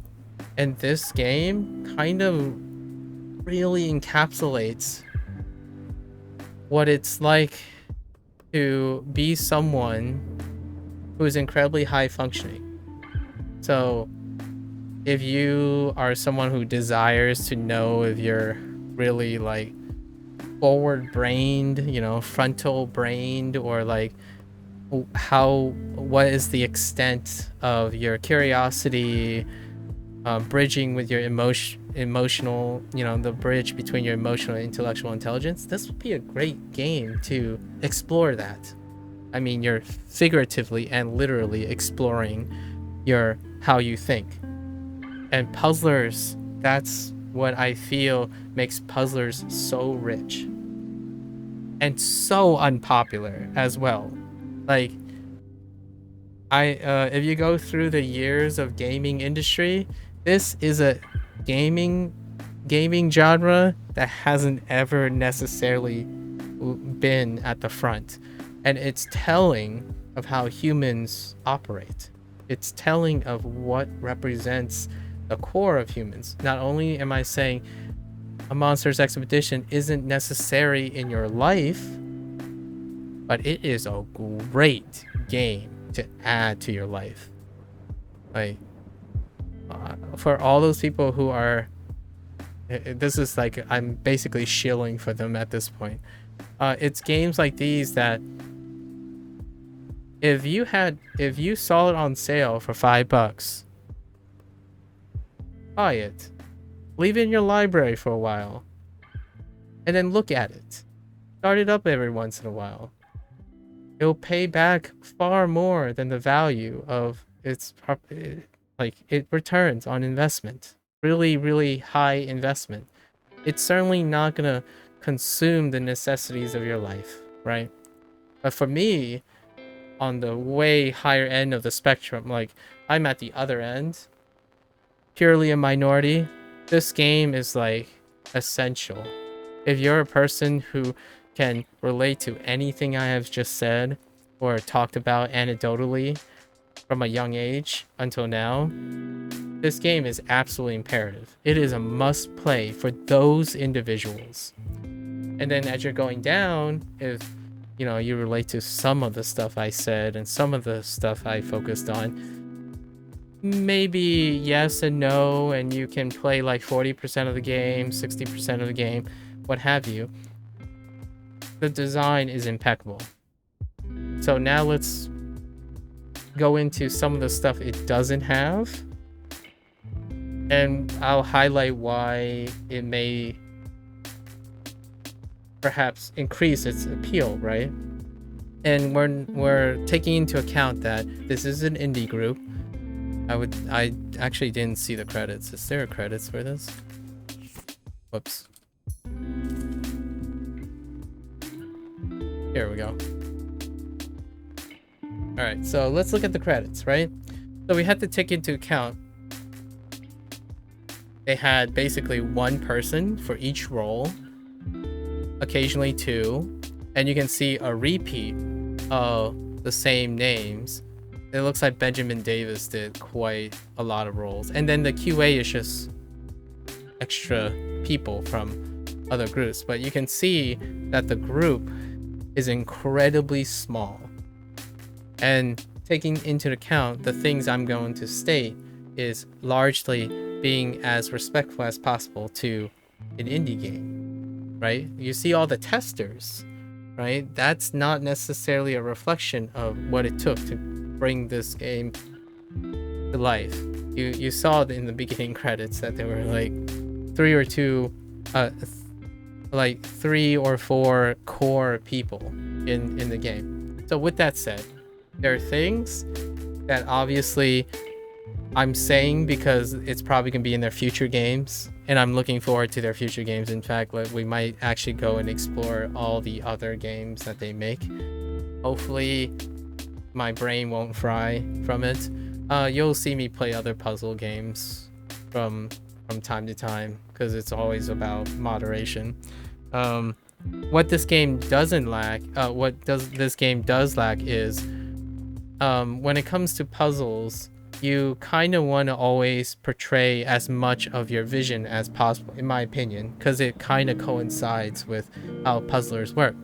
So there are things that the Talos Principle or higher productions like Talos Principle, Portal 2, The Witness, actually maybe less so The Witness, Abduction, those kind of things, is a command of specific emotional investment. So what I mean is, yes, this game does do a lot of ambiance, right? Like it relied on the calming ambient white noise. However, it doesn't have the extra layer of complexity of music. So what I mean is there can be musicality in this game, and puzzles can be incredibly elevated and I definitely am not underestimating these developers. I believe they probably have people who intuitively can cleverly integrate like periods of sound and refinement in music. Like when you're rafting really far apart, there could be a wondrous sound or visual chime. It doesn't have to proliferate constantly loop while you're solving puzzles, but generally each island can have a different chime or things like that. Those are the bells and whistles that we have to be reasonable about because of a small group and a production. However, that's what would elevate this stuff. Voiceovers, and specifically just a host voiceover, because the exhibits, when you think of exhibits and you think of British humor, you think of British host. You know, just I this might not resonate with everyone, but just think of Benedict Cumberbatch's voice in the back as he's, or think of Stephen Fry's voice as he's reading the exhibits, right? Or someone who is kind of like that. It exudes a restricted theme, but at the same time it communicates the thing that may allow the developers to further show you their vision. It can be very well intended that they didn't want voiceovers, right? So I don't know the developers. I don't know the developers personally, and it would be a fun question to ask if they ever intended to have like a vision in mind in terms of audio quality and mixing. To me, when I hear those exhibits, is what I'm saying now. Those ideas is using abstraction of my own mind. So this game is brilliant with or without it, right? If you're in the minority, like you're in the 90th percentile or more, where this game fits. But as you go down to like the average gamer, right? The average person who's willing to jump into your game,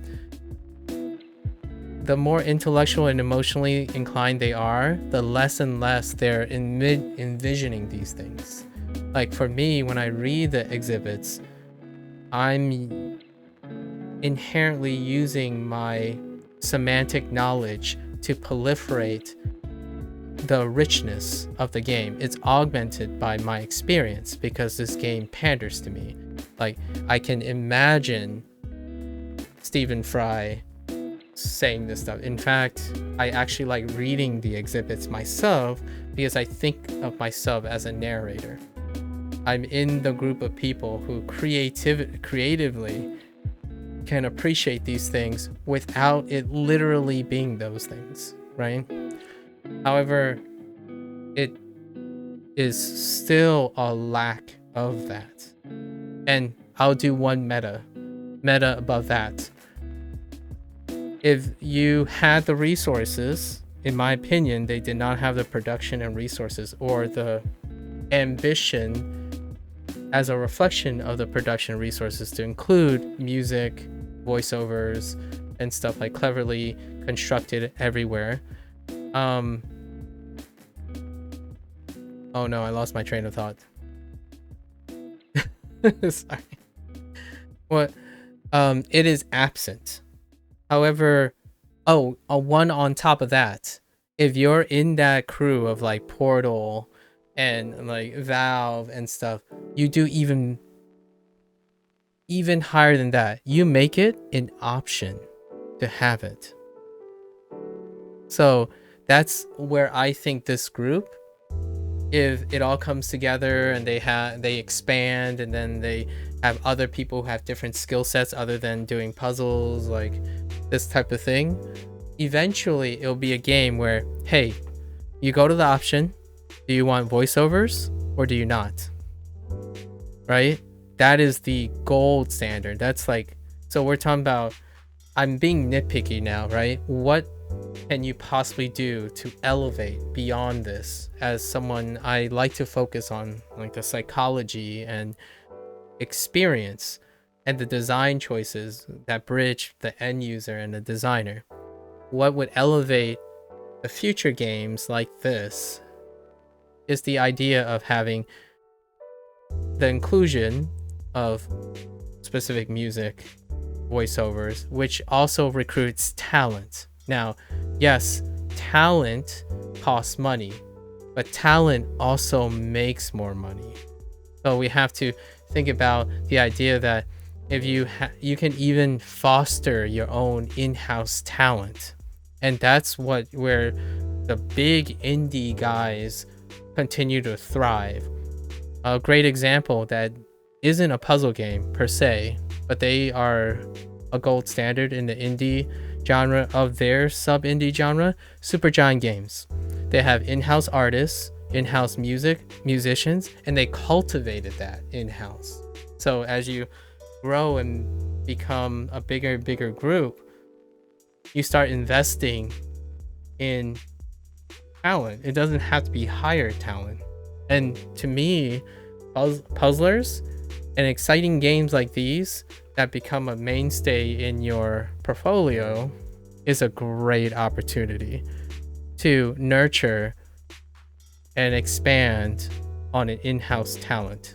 So for example, if they're going to make future games, I would love to hear a stock narrator, someone who is part of their group who does narration. It could actually end up being one of the group members now. They just take on another role, right?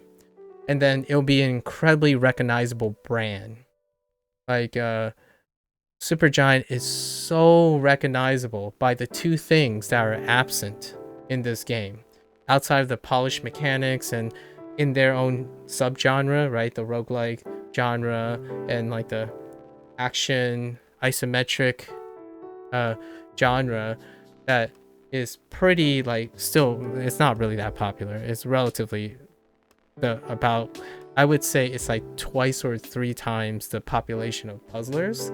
However, it's like 10% of the current existing mainstream populace, like FPSs, battle royales, and whatnot. So for them, when you hear and see before you can play the game, it's Supergiant Games. You cannot mistaken it for anyone else.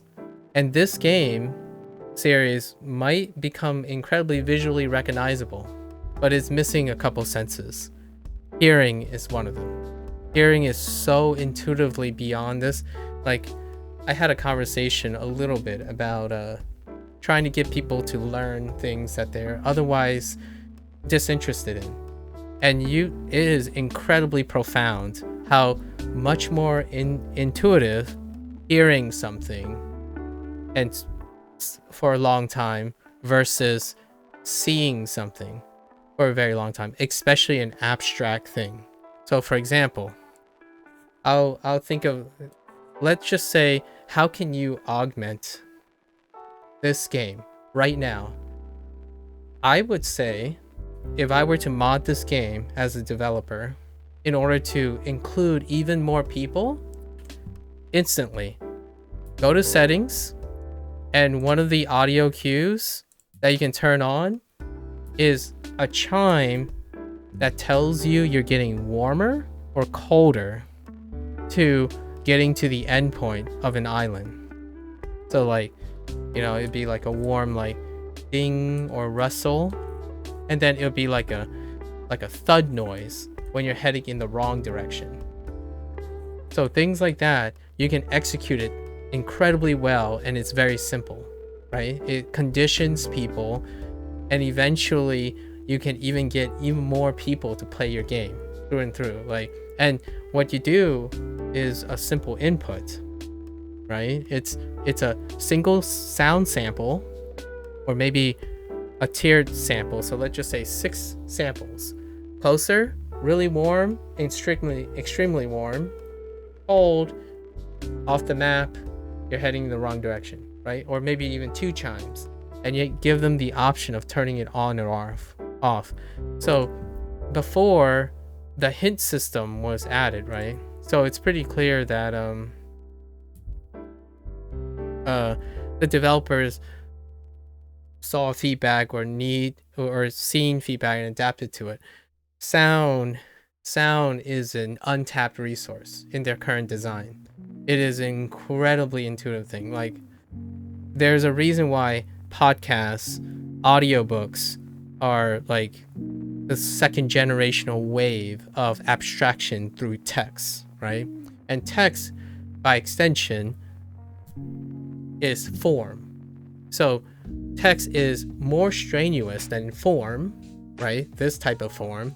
However, it is still not as it's still underutilizing some capacity in people's minds, which is hearing. Hearing is incredibly emotionally bridgeable for gamers. And if you have a puzzle game that gives you chimes, like a great example are indie groups that are storyteller indie groups that make puzzle games, as opposed to the other way around, where they are puzzle game designers who wants to bridge into storytelling. So this game is a representation of puzzle-minded people who have yet to necessarily master storytelling. So a lot of these stuff is brilliant because it's incredibly functionally brilliant, but it is not sentimentally and emotionally brilliant yet. And I look forward to how they're going to bridge this. Generally speaking, I talked about how a couple of times now for the last couple indie games, the progression of indie games tend to be fundamentals. So a indie group finds their defining pragmatic mechanics, right? Be it puzzles, and that's usually very dry and unfeeling type of stuff that don't vary too much, right? There's less and less subjectivity about what defines good puzzle mechanics and whatnot, although puzzles are the most flexible of them, which makes it very useful for indie developers. But generally speaking, then they go into meta games, right? When you find your fundamentals, you start bridging into the meta genre, and usually meta genre introduces more and more subjectivity to define what their vision is. From this game, it's very difficult to know exactly where they're gonna go for this. You can take like the Unfinished Swan people, right? Their next game was What Remains of Edith Finch. So you can see that they branched into storytelling in some way. You have to branch into music and creative arts, like creative storytelling. Those are the two branches that are missing from this. So this game is effectively a minimalistic game. It understands all its core principles and do it incredibly elegantly well. However, it lacks sentimentalism and emotional risk-taking. So that part is untapped. It's just a slight criticism, but I absolutely love this game, only because I'm the more abstract person. It's kind of ironic to say, I mean, it's kind of counterintuitive to say this, but a lot of people would say like, yeah, I'm not a mechanics person, but here's the deal. I'm not a mechanics person because storytelling and music and sentimentalism, how you command that, is super risky. And it's varied. It's undefined. It's nebulous. As a designer, as a developer, it's scary. It's incredibly scary. It's like there's so much degree of freedom in storytelling and music design and like sound design that is baffling. So what you start with is you start with the fundamentals. The reason why this is an important topic for me is I can't tell you how many times when you think about it pragmatically that the vast majority of gamers stop at mechanics to the point where they are unable to appreciate games that are outside of their mechanics. And in order to bridge that, they must be exposed to a game that triggers their upper complex, complex storytelling and narrative and stuff within the context of the mechanics they like. So as a puzzler, right, it's kind of difficult. It just ends there. If they can't resonate with the mechanics, it just ends there. The fundamentals are gone. You cannot elicit an emotional need or urge to finish the game or to be driven forward. And that is the last frontier. So I look forward to seeing, and I'll be looking for it when we play their next game, their later games. Their former games are probably going to be, they're very mechanic forward.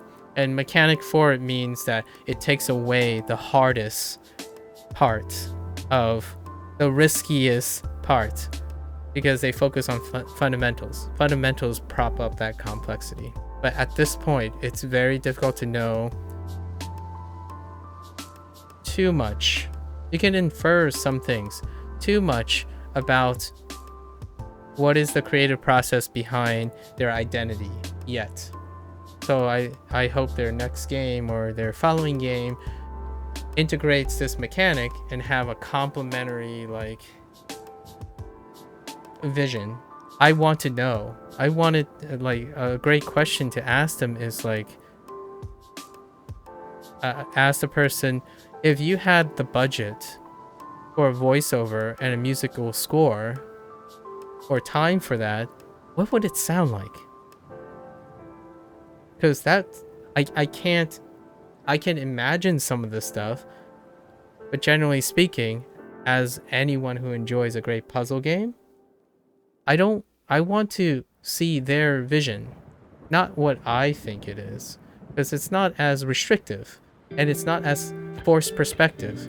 I want to be forced to know what that exhibit announcer sounds like, or the pattering of rain with an accompanying aria while standing on an island in the middle of a rainstorm or something. So that kind of thing. And you can see that I also play background music over this game, because puzzle games, the intellectual stimulation, are accompanied by all the other creative stuff. So this game can greatly be elevated, in my opinion, for myself, significantly elevated. You get diminished return though, and I understand that. I absolutely understand why they went for a minimalistic approach and played it safe, quote unquote, safer with their foundations.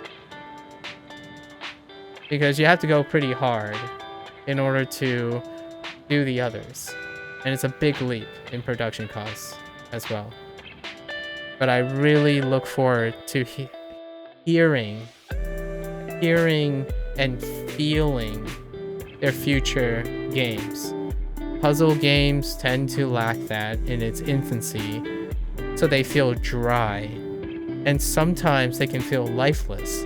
Visuals and charm can only compensate for so much of feeling emotional connection.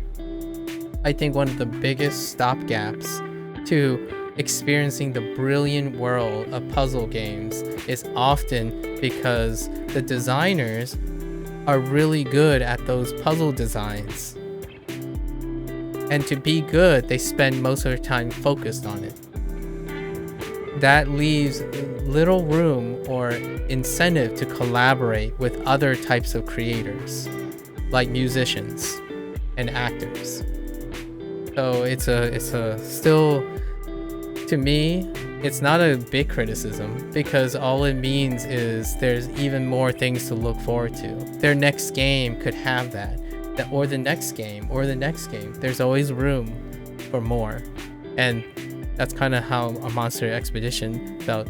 There's always more for a really long time. So With all that said,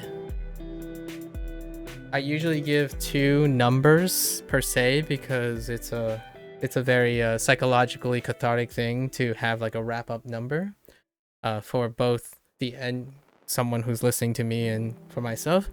For myself personally, this is an easy 9 with an asterisk, and that was what I was talking about. Pushing it to the 10 is to be able to command my emotional intelligence and intellectual intelligence at once. Portal 2 is a 10. Talos Principle is a 10. This is getting there. Like, I'm being like very critical, but it is highly recommended. The score to me is not a stamp of recommendation. Recommendation is either you shield for this, I will shield for this game, without a doubt. And then the rating is based on areas of improvements, areas of lacking areas, and positive pros and cons. And that has to me, is a separate thing. Like, you can be more likely to recommend something that's a 10 or a 9 or 8, but recommendations tend to be based on how influential it can be, in my opinion. So 9, it is incredibly influential. Music and sound, that would elevate how influential it can be, to the point where your game could be identified by sound.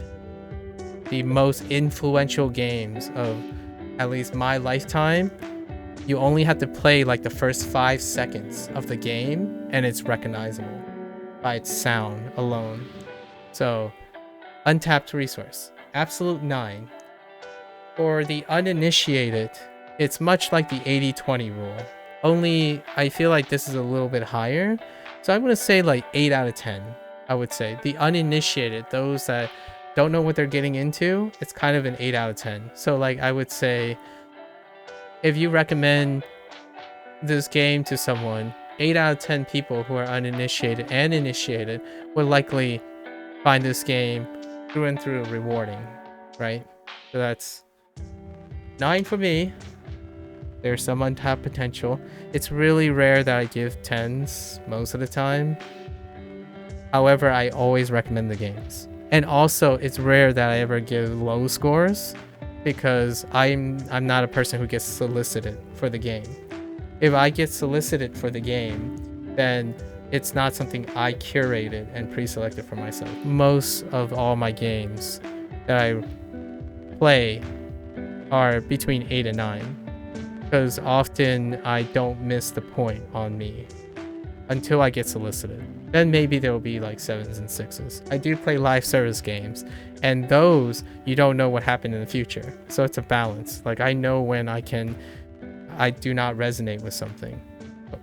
But generally that doesn't stop me from trying to find great ways to recommend it to appropriate people and word of caution to inappropriate people.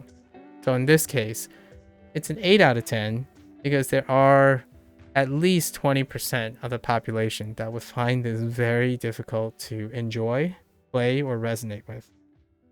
I would drop it kind of like 25%, but I'm rounding up because I really love this game. In regulated moderation, not 24-hour sitting sessions. My brain will fry, right? So, 9 out of 10? 8 out of 10. That's not me. And there you go. Try it. Winter sale is around the corner. It's in 17 days on Steam. It's probably $5. Probably. Go at it. My closing remark would be, if you want to go on a path of self-exploration of how intellectually forward you are for, I don't know, 14 hours in the next year, I can think of comparable experiences, but this is more or less a gold standard for this specific type of puzzler. There you have it. Alright, as always, thanks for listening. Thanks for hanging out. If you're gonna watch this later, thanks for watching. Until next time, and the next puzzle game, perhaps soon, TM. Stay safe, stay healthy, work on that net positive lifestyle, and I'll catch you guys on the next one. Take care. Bye now.